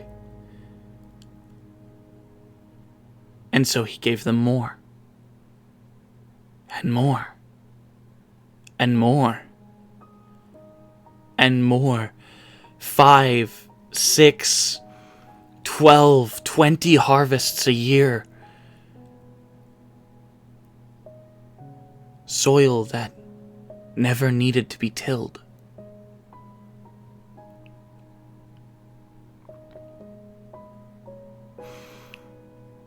And he realized what he had done. He had given the mortals too much. They had begun overindulging. They had begun overeating. They took the thing he loved the most and they made too much of it.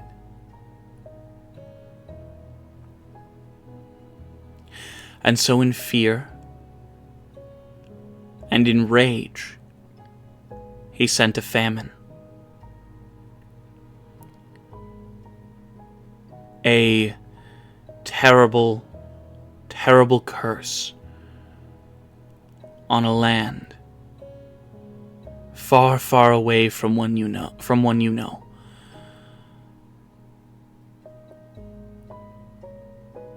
But in a land nonetheless.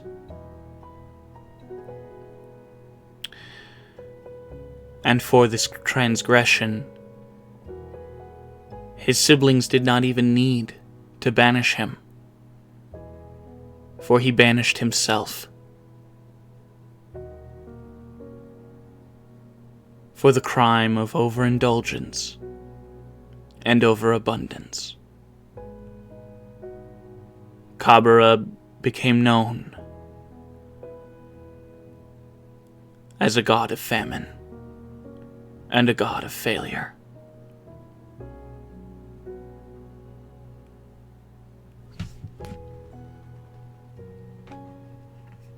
If you could please roll your intelligence save for me. 29. You take half damage. Lucky you, because once more, the damage has gone up.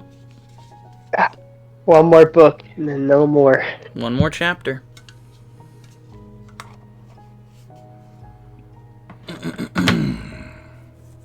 See how much damage you take here, Edvin.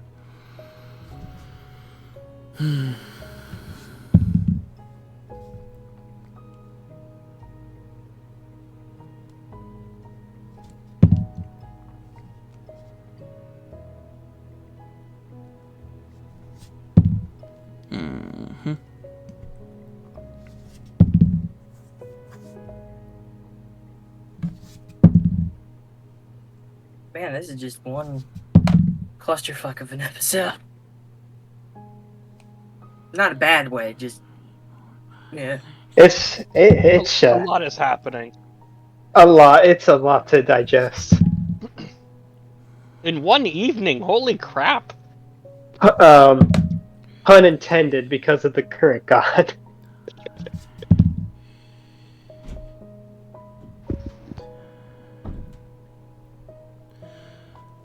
Alright, so to give you a little hint, the full amount of damage would have been 175. So you only take 87 points.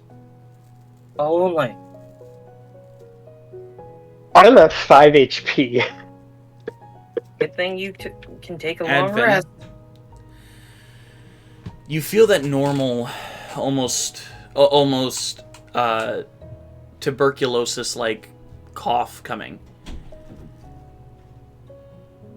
And as you do, you cough and cough and cough. But blood does not exit your mouth. It does not exit. Instead, Oh, a black, viscous liquid exits your mouth.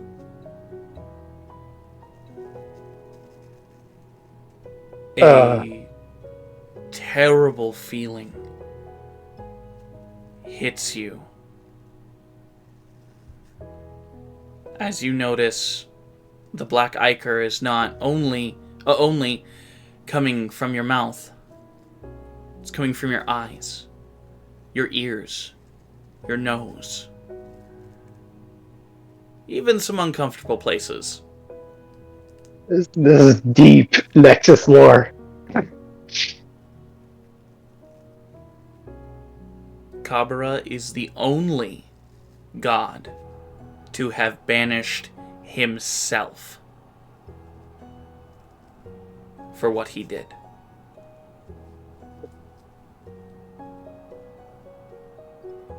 There's one more chapter. One more rite. Yeah. And almost... Evan's gonna go to bed. I will need you to roll another con save. Oh no. Con save? Yep. Okay. Will this kill me? Ain't nobody got time for that.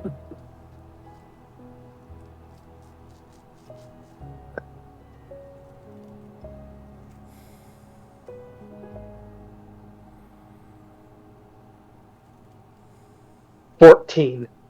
You gain another level of exhaustion. Okay. Then a wisdom save, please. The madness thing. 18.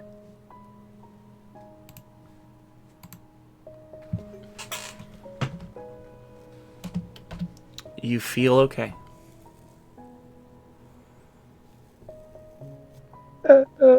Okay. He's gonna go to bed. And now Yeah, you yeah. can take away another. You can take away 1 point of exhaustion as you sleep. As you sleep. So I basically broke even on exhaustion. Mm-hmm. So now you're back down to 1.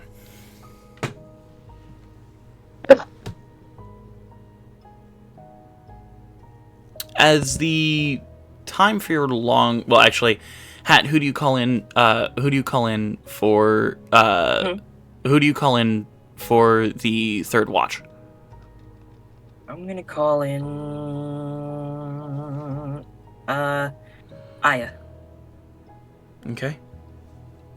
Aya, you're awoken by the Hat for the third watch. It is an uneventful night. I poked my head out of the dome and just kind of look around. Like every 5 minutes. I will say, Kaladra, you were probably stirred a little bit by the waking of Aya. How much are we gonna need, like, everyone to take a separate watch? Because I'd go out there and hang out with them. You don't need everyone. It's usually just 3 watches. Because Okay, yeah, then I'll hang out for his watch. 6 hours of sleep plus 2 hours of downtime for a long rest. Yeah. So you just kind of hang out with him while he's on watch? Yeah. Okay. Aya kind of stretches and kind of sets an arm over Kaladra's shoulders. Fucking knew it. Gives a Oh, little that smile. coming.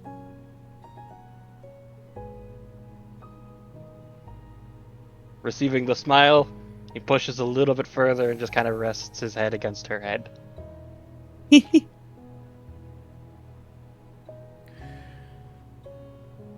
As the watch passes uneventful, you're all awoken by the disappearance of the dome.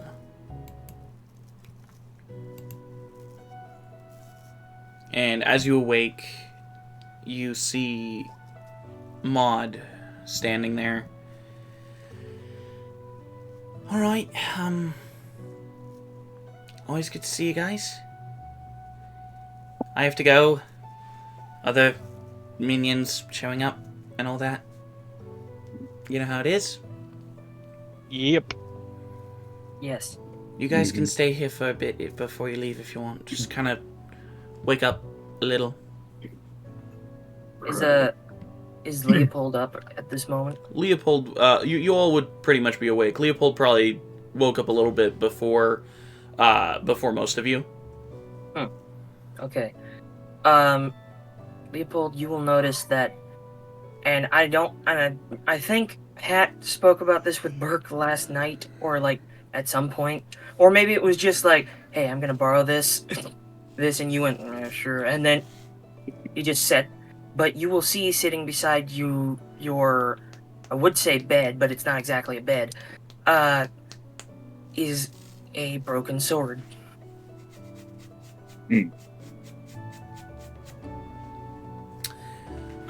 Leopold, do you investigate the broken sword, Leopold? Or, sorry, were you going to say something, Azul?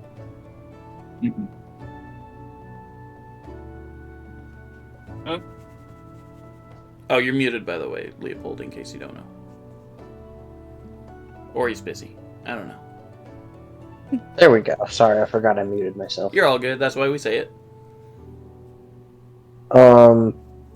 Leopold will investigate the broken sword.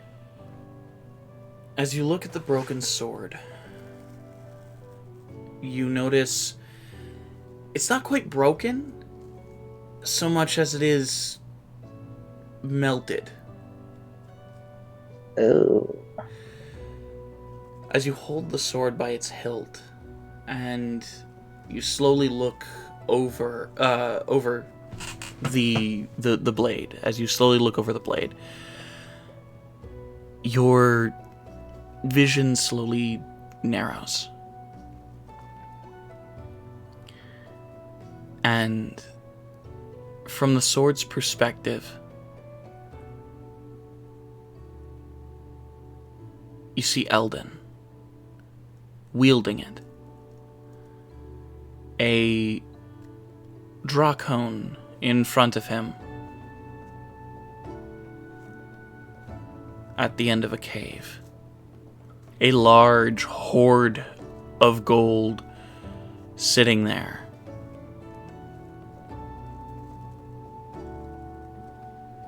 I'm gonna change the music real quick. I really want to make like a reference here that I would hold on. While you do that. Young Vordoom, you've chased me all across the scaled throne. Why? Well, mostly because well, you and I both know that I don't like to let things lie. You almost started a civil war, and you got a lot of good people killed. A lot of people that I knew.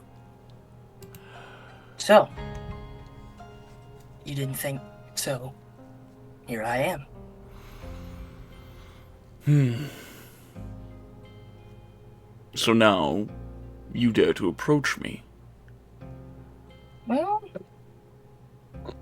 yeah. It's not exactly... I can't exactly beat the shit out of you without getting any closer. Hey. Yeah. Close JoJo reference. I can't believe I let you drag me into that. Yes! You did it. It's canon. We move on. Well then.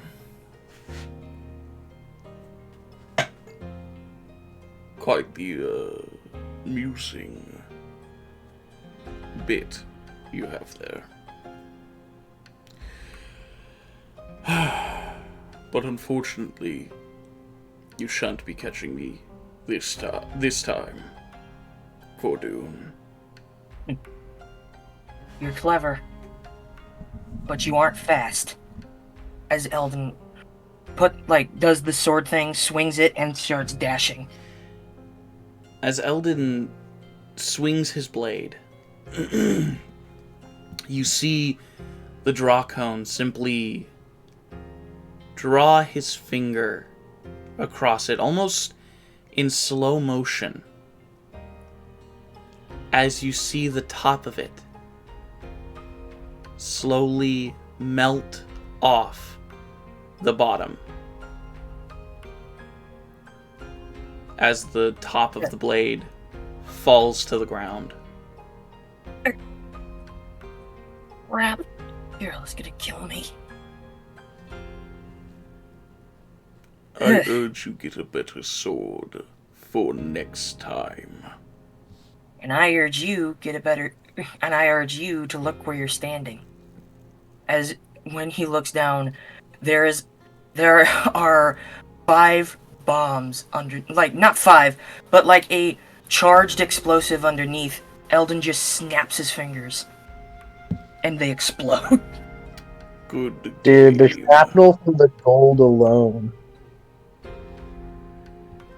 As the explosive detonates, Eldon begins running. And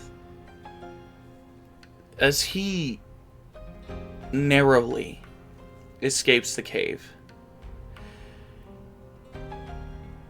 he feels a slight push from behind his back, as he does not know where it came from. But he could swear he felt a hand push him forward farther.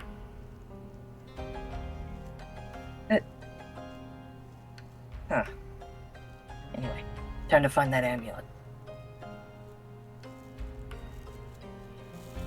And a better sword. As you see, he looks at the sword and just throws it behind him.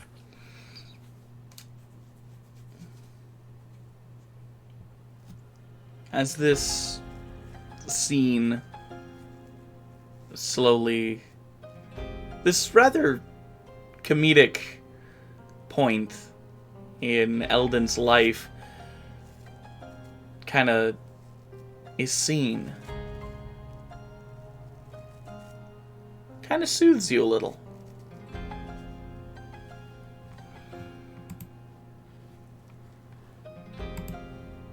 Leopold, how much do you think it soothes you?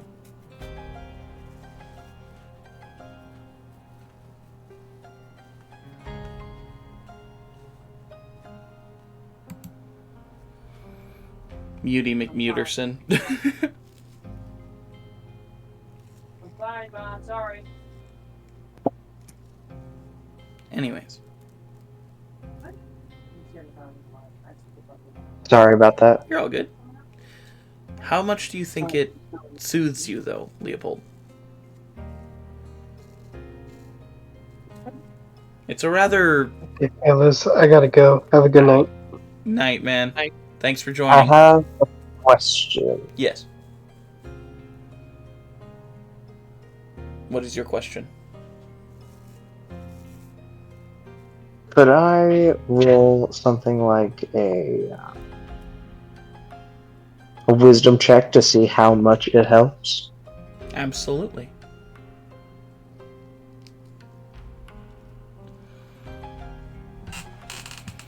It's a nat 20 for 22. It helps a lot. God damn. So much so, it removes a madness point. Yeah. I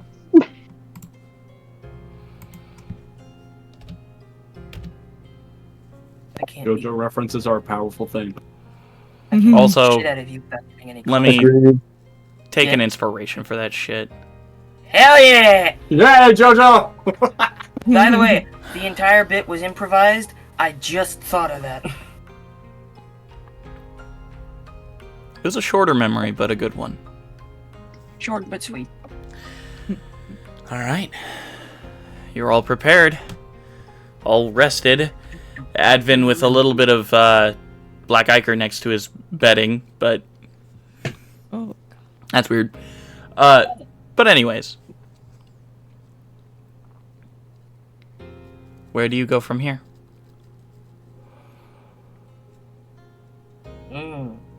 Also, Well- congrats, guys. You 100% of the memory items. Good job.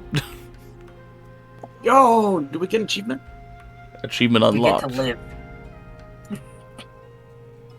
You know what? You get to keep the sword. No, the achievement's just called The Will to Live. Or lack thereof. I was gonna say we don't have it anymore. Damn. Achievement unlocked. A grim focus. A Grim Focus. Ooh. Might be a good name for the episode. Questions for later. So yeah. You guys are ready to journey back to the manor.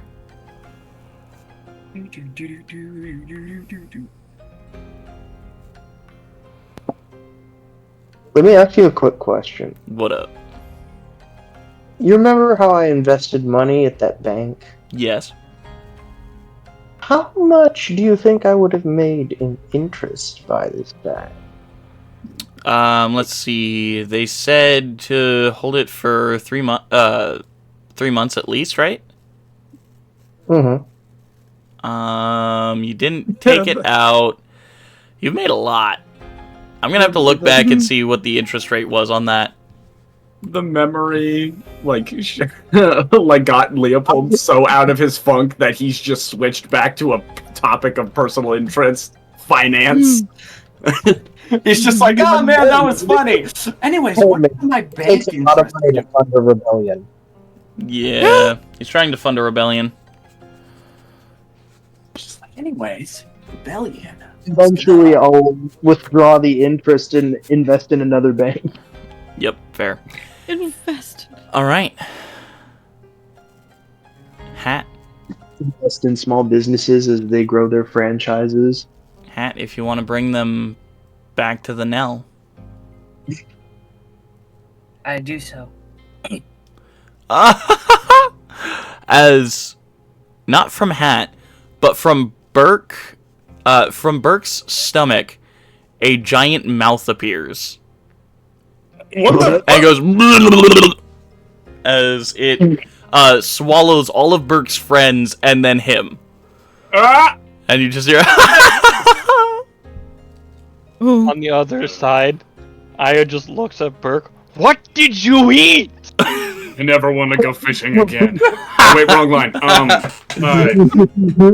I don't. Is it like Mexican? Can I even have Mexican? What is Mexican? Anyway, oh, by the way, Leopold, after the memory, you look at the sword and you just see the Japanese symbol for menace. Menacing. Menacing Oh, kanji out here. It's just sitting there. Oh my god. You know, I honestly should have used that memory to get more about Carnivex, but this is too funny. It's great. I love that it was basically just Alright. Batman and the Joker It's with Carnivex. and It's Grimm. okay. He's got his anti-explosion bat pill. as you all There's no lock arrive on the doorsteps of the large clock tower here in the center of the Nell. The manor just few hundred yards away. Before we end, can Aya look at the group? Oh, I'm not ending it here yet. Oh, thank God. We're not done. We're not done yet. Gotta find a more suspenseful place to end it. My dude, my Companions, would you join me in prayer? Can I join? No. No, stay over there. Sure. Prayer to who? I personally pray to notes. Where's my notes? Atasia, Atasia. the goddess of the moon, or the Crescent Goddess. Lady. I currently pray to the Crescent Lady. Lady of the Crescent Light. Lady of the Crescent Light. There it is. Crescent Lady works too. Lady, Crescent Plate. You may pray to whoever you wish, but I thought, for the sake of your friend and for our sake, imposing upon the divine would not be Frowned upon. unwelcome. All right, that sounds like a good idea to me. As Aya will reach out his hands to take anyone else's. I will I'll take put out my one hands. side. Yeah. At this point, Galadriel just likes the warmth of Aya's hands. No. I'm I joking. think that's a nice idea. I'm Well, I joking. mean, she I is will- a lizard. I assume that Advin's going to be praying to the archivist, so I'm going to leave a side open for him to take his hand, Did and you I'll just take call it Advin's the hand. lizard? What? He said she's basically a giant lizard. And I was like, No, I said she is lizard? a lizard, I said. I Oh, mean, I'm yeah. also a cold lizard too, so. Fair. I was actually Who's thinking. racist now? I was thinking I, Ice Dracone. Aya is the one who has really warm hands, so he enjoys the cool There we go. of Galadriel. There you go. Hell It's yeah. perfect. Who's the who's the racist now? Still you. Kill you. Yeah. You all I may will, pray. yeah, I'm gonna basically take what is it? I have Advin take Aya's hand because I figured that makes sense, and he's probably praying to the archivist. So, and then I'll take Advin's hand, Okay. as I assume Galadriel has the other one. So, the other one of Aya's hands. So, Okay. Hat will take Leopold and Burke's hands. And he will not pray, but he will just take it. He'll just take in the niceness of the moment. friendship circle. Nice. And if I may, I actually do want to recite the prayer. Absolutely. Please do. Lady of the Crescent Light, bestow us your glow. Let our weapons strike with the fury of stars, and our blood flow, if necessary. Amen. Amen. Short, sweet, to the point. Ramen. DM, I want to preface that in my head, whilst he was reciting that, I would also like to sort of redirect that prayer, but also praying to Makolvo, Okay. if possible. Ooh, Just sort of Makolvo. basically, guide our strikes and all that, and help me punch this guy in the dick. Burke, as you pray towards Makolva, Absolutely, little runt. Oh, well then. you Just gain get the personal. effect of the guidance spell until the end of the day. Nothing from Atasia? No, Hold on, unfortunately. I gotta look up my god. I prayed to someone. For real. For I believe the sun. yeah, for the sun god, let me double check that real quick, because I do have the note on the sun god. And it's up here, I think. I think it's in notes. I think it's at the top of notes. I will say, It's not at the top of notes. It's at the top of DM screen.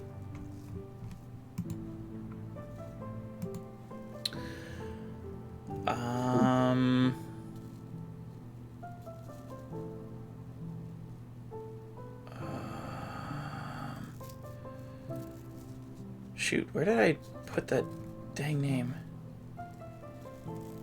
Yeah, I'm trying to look too, but I don't know where I put it. Oh, I wonder. Do I have a note? I think I have a note section for Tara. No, I don't. I don't have a section for Tara. Dang.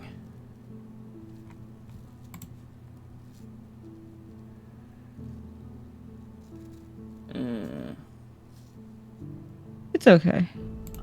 Yeah, it's fine. We'll figure it out later. We'll insert name here when we finally do stuff. But yeah, I just really thought I had it written down too. So I thought I had it written down somewhere. I don't know where I put it. I'll figure it out. DM, I have a question for you. Yes. Oh God. I heard that. Can we say since he's contacting Makulva, can anybody detect the presence of the Mistress of the Hunt? Piranha. Artios, that's it. Artios, god of the sun. Ah. Well, the current sun god. The current. Well, I mean, if you remember correctly from Advin's book. Oh, yeah. Fun times. Fun times. Quick question. Yes. I sent you something in general. Yes, I did see that. There is. I don't have a name for him yet. We'll just call him Batman for now. No. You summoned Batman. I created Batman for vengeance, for justice. For Gotham. I'm Bat Sam out here. Yes! Oh my god, I can't right now. My voice is already shot. I know. All right. So you pray to your respective gods. Poetry that goes Caladra. through Aya's head. Caladra is the sun on a winter's day. Oh my god, stop. So Caladra, you pray to Artios, your mother's god. Yep. Y'all are too cute. Stop. Y'all are role playing No. too fucking cutesily. Stop it. Stop it. Can't stop us. I'm assuming you. Hat, I'm assuming you prayed to Jeshio, yeah. Oh wait, Yes, hold up. I do have a god of like vengeance and justice. Where are you at? Batman? Where they at? Where are the three of them at? Hold up. Where are they at? His name is Bruce. Bruce Bruce 1A. Bruce 1A. No. No. Bruce 1I. All right. It's Eula. Eula, goddess of neutrality, sister of a promise. The in between, the third option. She's Eula is basically the goddess of like justice and vengeance. You said neutrality. Yes. Vengeance. Those are different. I get that, but it's there's a reason for it. Justice should be neutral. When it comes to the Yeah, party. but vengeance isn't. Vengeance is a dish best served cold. Vengeance is But, a dish that ain't on a fucking scale. It's not neutral. No, You're right. Dish is a. But vengeance is an equal Vengeance is a opportunity di- thing. Vengeance is a dish not on the fucking menu. Vengeance is a secret item on the secret menu. On the secret. Is But, it a god or goddess, or are they androgynous? What's the thing?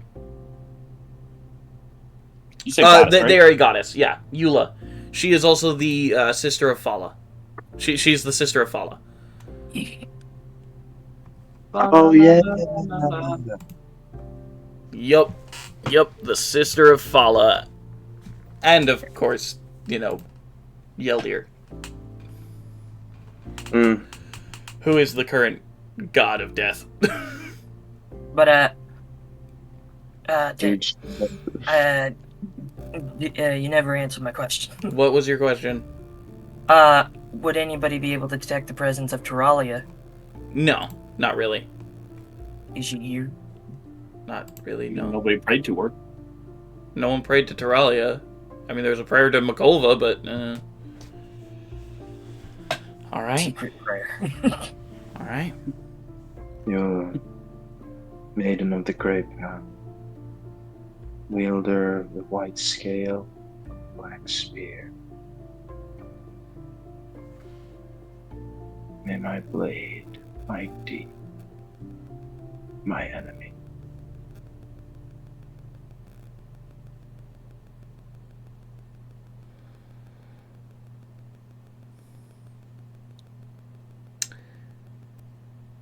I am going to say, you essentially, for that prayer, you essentially gain the Halfling Luck ability. Oh, sick. Every time you roll a nat 1, you can re-roll it. For what span of time? Till the end of the day. Okay, Well, till your cool. next long rest. Gotcha. Okay. And I will give you something. I get something? Your Moonblade does an extra D8 of radiant damage. What? Oh, D8. That's Ooh. beefy. It already does a D8, and so now it's 2 D8s. Dang. Until your next long rest. Mhm. Hey, I'm okay with that. I honestly wasn't expecting anything. I was mainly joking. Honestly, I expected like a D4 or something at best, but dang, full D8. Nice. And then I will cast Gift of Alacrity on myself and Kaladra, and No one else. Leopold. Oh, and Leopold. Okay. Damn. Which one's that again? For the next 8 hours, Okay, it's the 1d8. you get Initiative. to roll 1d8 for your initiative rolls. Yep. Cool. An extra D8, yeah. Yeah. Yeah, so you roll your initiative, roll a d8, add all that together, you can end up with like 30. Yeah, I've seen some obscene amounts of friggin' like initiative rolls from Gift of Alacrity. Because so many people cast that on their frickin' rogue. Yup.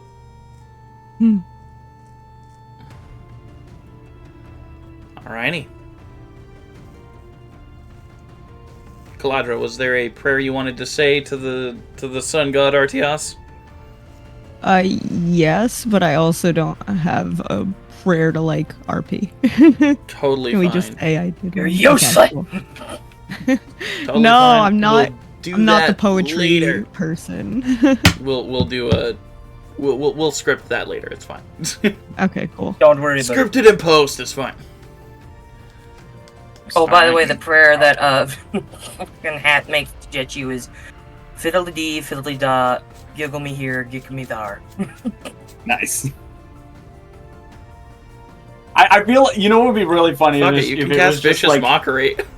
if it if they I just can? did like if they just did like mental finger guns, just like that was the prayer. It was just that. Hat, you are able to cast essentially a low-level vicious mockery until the day is over. Little to me, little Lilo. I pray for guidance. I pray for laughs. I pray for the madness of the dying calf. Damn. Ooh. See, I don't got that skill. That was random. That just came to my head. It's not a skill. Yeah. It's luck. No, it's skill because you can do that. And now the dying calf will forever be the symbol of Jeshio. Dying. It's kind of true though. Oh, and by the way, dying it doesn't. I don't think it means like death. but a calf that's literally dying with laughter. Yeah, it's just... Wait, dying ass. Mhm. Dying ass. Oh, Dead ass. Dead ass. exactly. It's dead ass. Dead and ass. a donkey laugh. It's perfect. Yo, dude. I it's love a and hate literal you guys dead so ass. much. It's a literal dead ass. Yeah, he's Azul, dead ass. Azul, please take a point of inspiration. Yay! Hey, can I get a point of inspiration for dead ass? That's why No. he got it. Yeah. Or at least for making up a prayer. Come on. I will give Aya and Leopold inspiration. Well, you gave them stuff. Yeah, you gave us stuff. Okay, We're that's fine fair. with our stuff. Don't be like. I obviously realize I'm biased because I just got one, but also don't be too liberal with that. That's fair. No, be liberal. I no longer wish to be a Republican. All right. You guys begin your way. Begin your journey towards the Shadowcrest Manor. Yeah. All right. Do you want to just get there, or is there any roleplay you want? Is there any roleplay you want to do before you get there, or do you just want to get there? Is there anything we need to address? I don't know. I don't know. Is I'm assuming Advent's not dying, right? No, Advin's not dying. Yeah. Okay. Yet. Nice. Okay. Yes. I mean, I don't know if he's going to read another chapter. He's like, yeah, I'm reading on the way there. Anyways, We're gonna need. All right. So you just want to get there immediately? Yeah. Everyone's Alright. present and accounted for. Now, everybody be All sure right. to take this careful now. As you Weapons already in my hands. begin to walk towards the entrance of this manor, you notice it's not as broken as you remember. One of the wings here, another one of them there. One of them with a strange sign on it that is very familiar to Aya and Caladra as Bring your own towels. Libido's Landing. Stacked Instant on crimson. stacked. Which is hard for someone who's already purple. It is stacked on one of the wings. It almost looks to be upside down. But you see them floating apart from each other. Almost as if they're not quite together yet.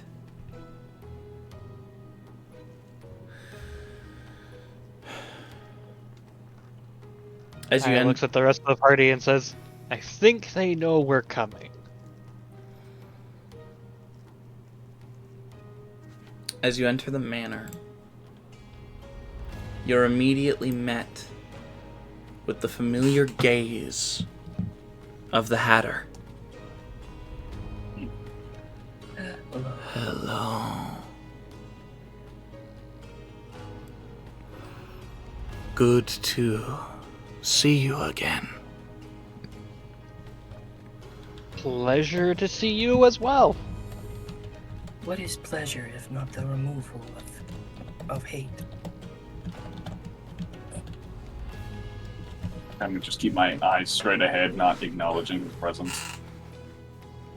Are we expected? But of course. You Excellent. see a fully clothed Libido. Oh, that's good.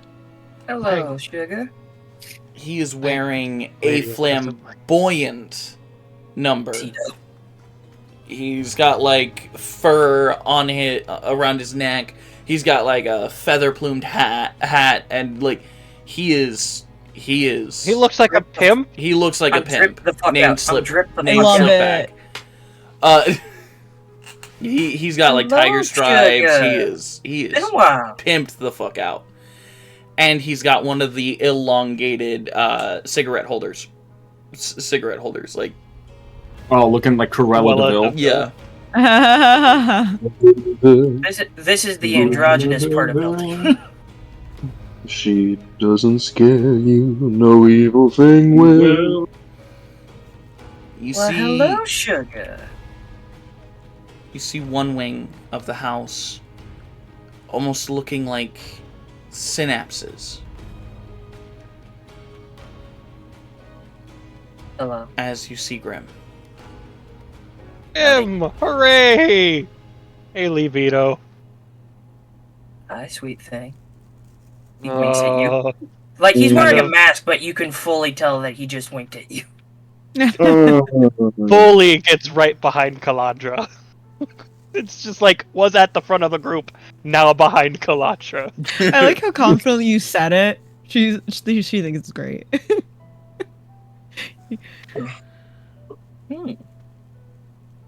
Welcome, esteemed guests.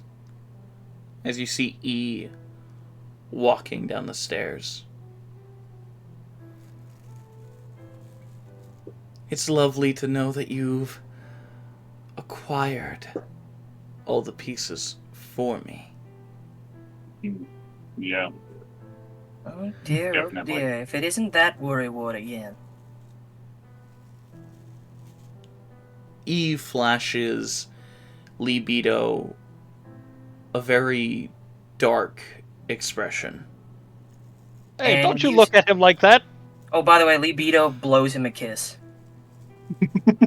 Fair. Unless Does he's the into kind of it, like wiggle apparently. finger wave. Hi, sugar.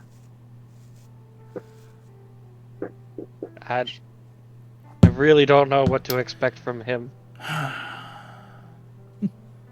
Well, But I don't like you very much, Mr. E.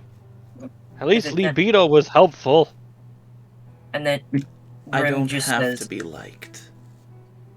if Trust anything- me, you're if- not. If there's anything I know about the green giant over there, that his help is not exactly useful to anyone but himself. You see behind E, slightly smaller than you remember, the beast. Wasn't he more imposing last time? Be silent. We cannot unlock the cellar. That is a job I leave to you, oh Nightmen. Rourke's kind of like pacing around behind the group, eyes locked on E. Oh, you see Libido looks at Hat. Oh, sugar. I haven't seen you in a bit. Ah, it's good to see you too, Ailey. We had some fun, didn't we? Oh, yes we did. Hey, yo. Right. Honey, when you're as horny as me, you tend not to be picky. Fair. Which is further and further away from Libido. Garant Continuing to blushes use a little. Kaladra. Continuing to use Kaladra as a shield. She That is registers not a this and is like full. She is shield now. Protect you got my yourself a shy innocence. one. Yes. Oh, girl, you got yourself a shy one. You gotta be careful. It's the shy ones that fuck the hardest. Okay. Hey, you. Bro, Lee is She's also going bright off. red now. Grim looks at Lee and just like, could you not? Sugar, if I didn't do what I do, then I wouldn't be me. Neither would you, huh? Pleadingly looks at Leopold to stand between Kaladra and Libido. Leopold is just standing there with the biggest shit-eating grin on his face, just watching them be uncomfortable. Oh, Leopold! Good. I've never met you in person, but I will say this. Your wife had it too good. Damn. Damn. E kind Roll a of bl- E roll a kind of blush check. E kind of just snaps his fingers, and even though Lee is moving his mouth, Oh no. Nothing comes out. Oh, For once, he notices- something isn't coming out of your mouth. Oh, by the way, he notices this and That immediately thing's starts coming. making provocative imagery. He's just thrusting. He does like the Deadpool like kind of No, he does like he takes the two fingers, puts them up like, to his mouth, and sticks his tongue out. He does the he does the like pantomime blowjob of the like moving a Yep. hand with a Yeah. with his tongue pushing out the side. finger between the OK sign. Yep. Oh my god. Yeah, he's doing a lot. Anyways, Ignore him, Grim says. please ignore him. And during this whole interaction, Actually- Burke is pacing back and forth and hasn't cracked a smile or his eye contact left staring directly at E the whole time. I will say the Hatter is smiling. And you can see it over the strange purplish mask that he's wearing. Almost like it gets plastered over the mask. And he is smiling. Am I the only one who finds that more unsettling than libido? Oh, you're about to see worse, Grim says. I will now hand you my key. As he walks up and to Leopold will hand a green key with a jackal's head at the base of it.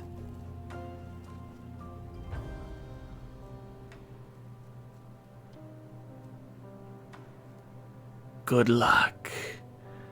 As he motions you to follow him. Do you follow? Yeah. Okay. As you all begin moving with with E,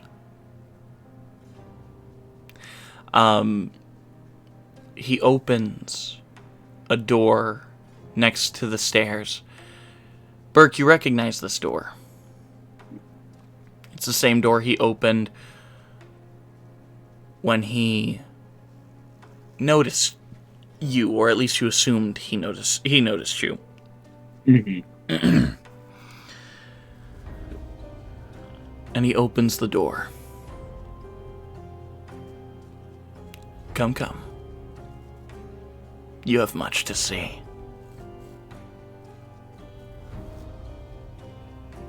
As he leads you down the stairs, a feeling of dread, uncertainty, of fear begins to spread through the group. And slight relief that libido isn't coming with us. As you look Bubba, at I'm always ease, coming. back, confident, planning, and very much ready. That's where we're gonna end the episode. Come on, my tits. Thank you, ladies and gentlemen, so much for joining us on the 59th Ninth. episode. Might as well be 69th. At this point, yeah. Yeah. Thank you, ladies and gentlemen, Only so much whenever for joining us. libido's We involved. appreciate you all coming in. Oh, by the way, there is one thing I want to say. Congrats to episode, what's the one that has the most views right now? That is episode. Shit, what is it? It's a splat. It's the Tunnel of Love. Splash, slip and slide through the City of Love. But Or it's up- episode Tunnel of Love. 54. We have 85 views, which is the biggest number we've had so far. It's 85. That's what I said. LOL, that's It's 85 great. views. Splash and slip in the den of love. Yep, slip and slide through the den of love. But thank you. Anime odd title for the win! Thank you, ladies and gentlemen, so much for joining us on tonight's episode. We appreciate you coming back to see us again. And Lemmy, if you would please take us out. So, I'll take you all out on a date to Outback Steakhouse, which I love. Too late, just kidding, I have a gun, get in my van. Always remember, no, that's not it. Stay healthy, stay happy, stay hydrated, wear protection at all times, or else Lee will come and put it on you himself. And always remember that the hat works in mysterious ways. Night, Good everybody! night, ladies and gentlemen. Night.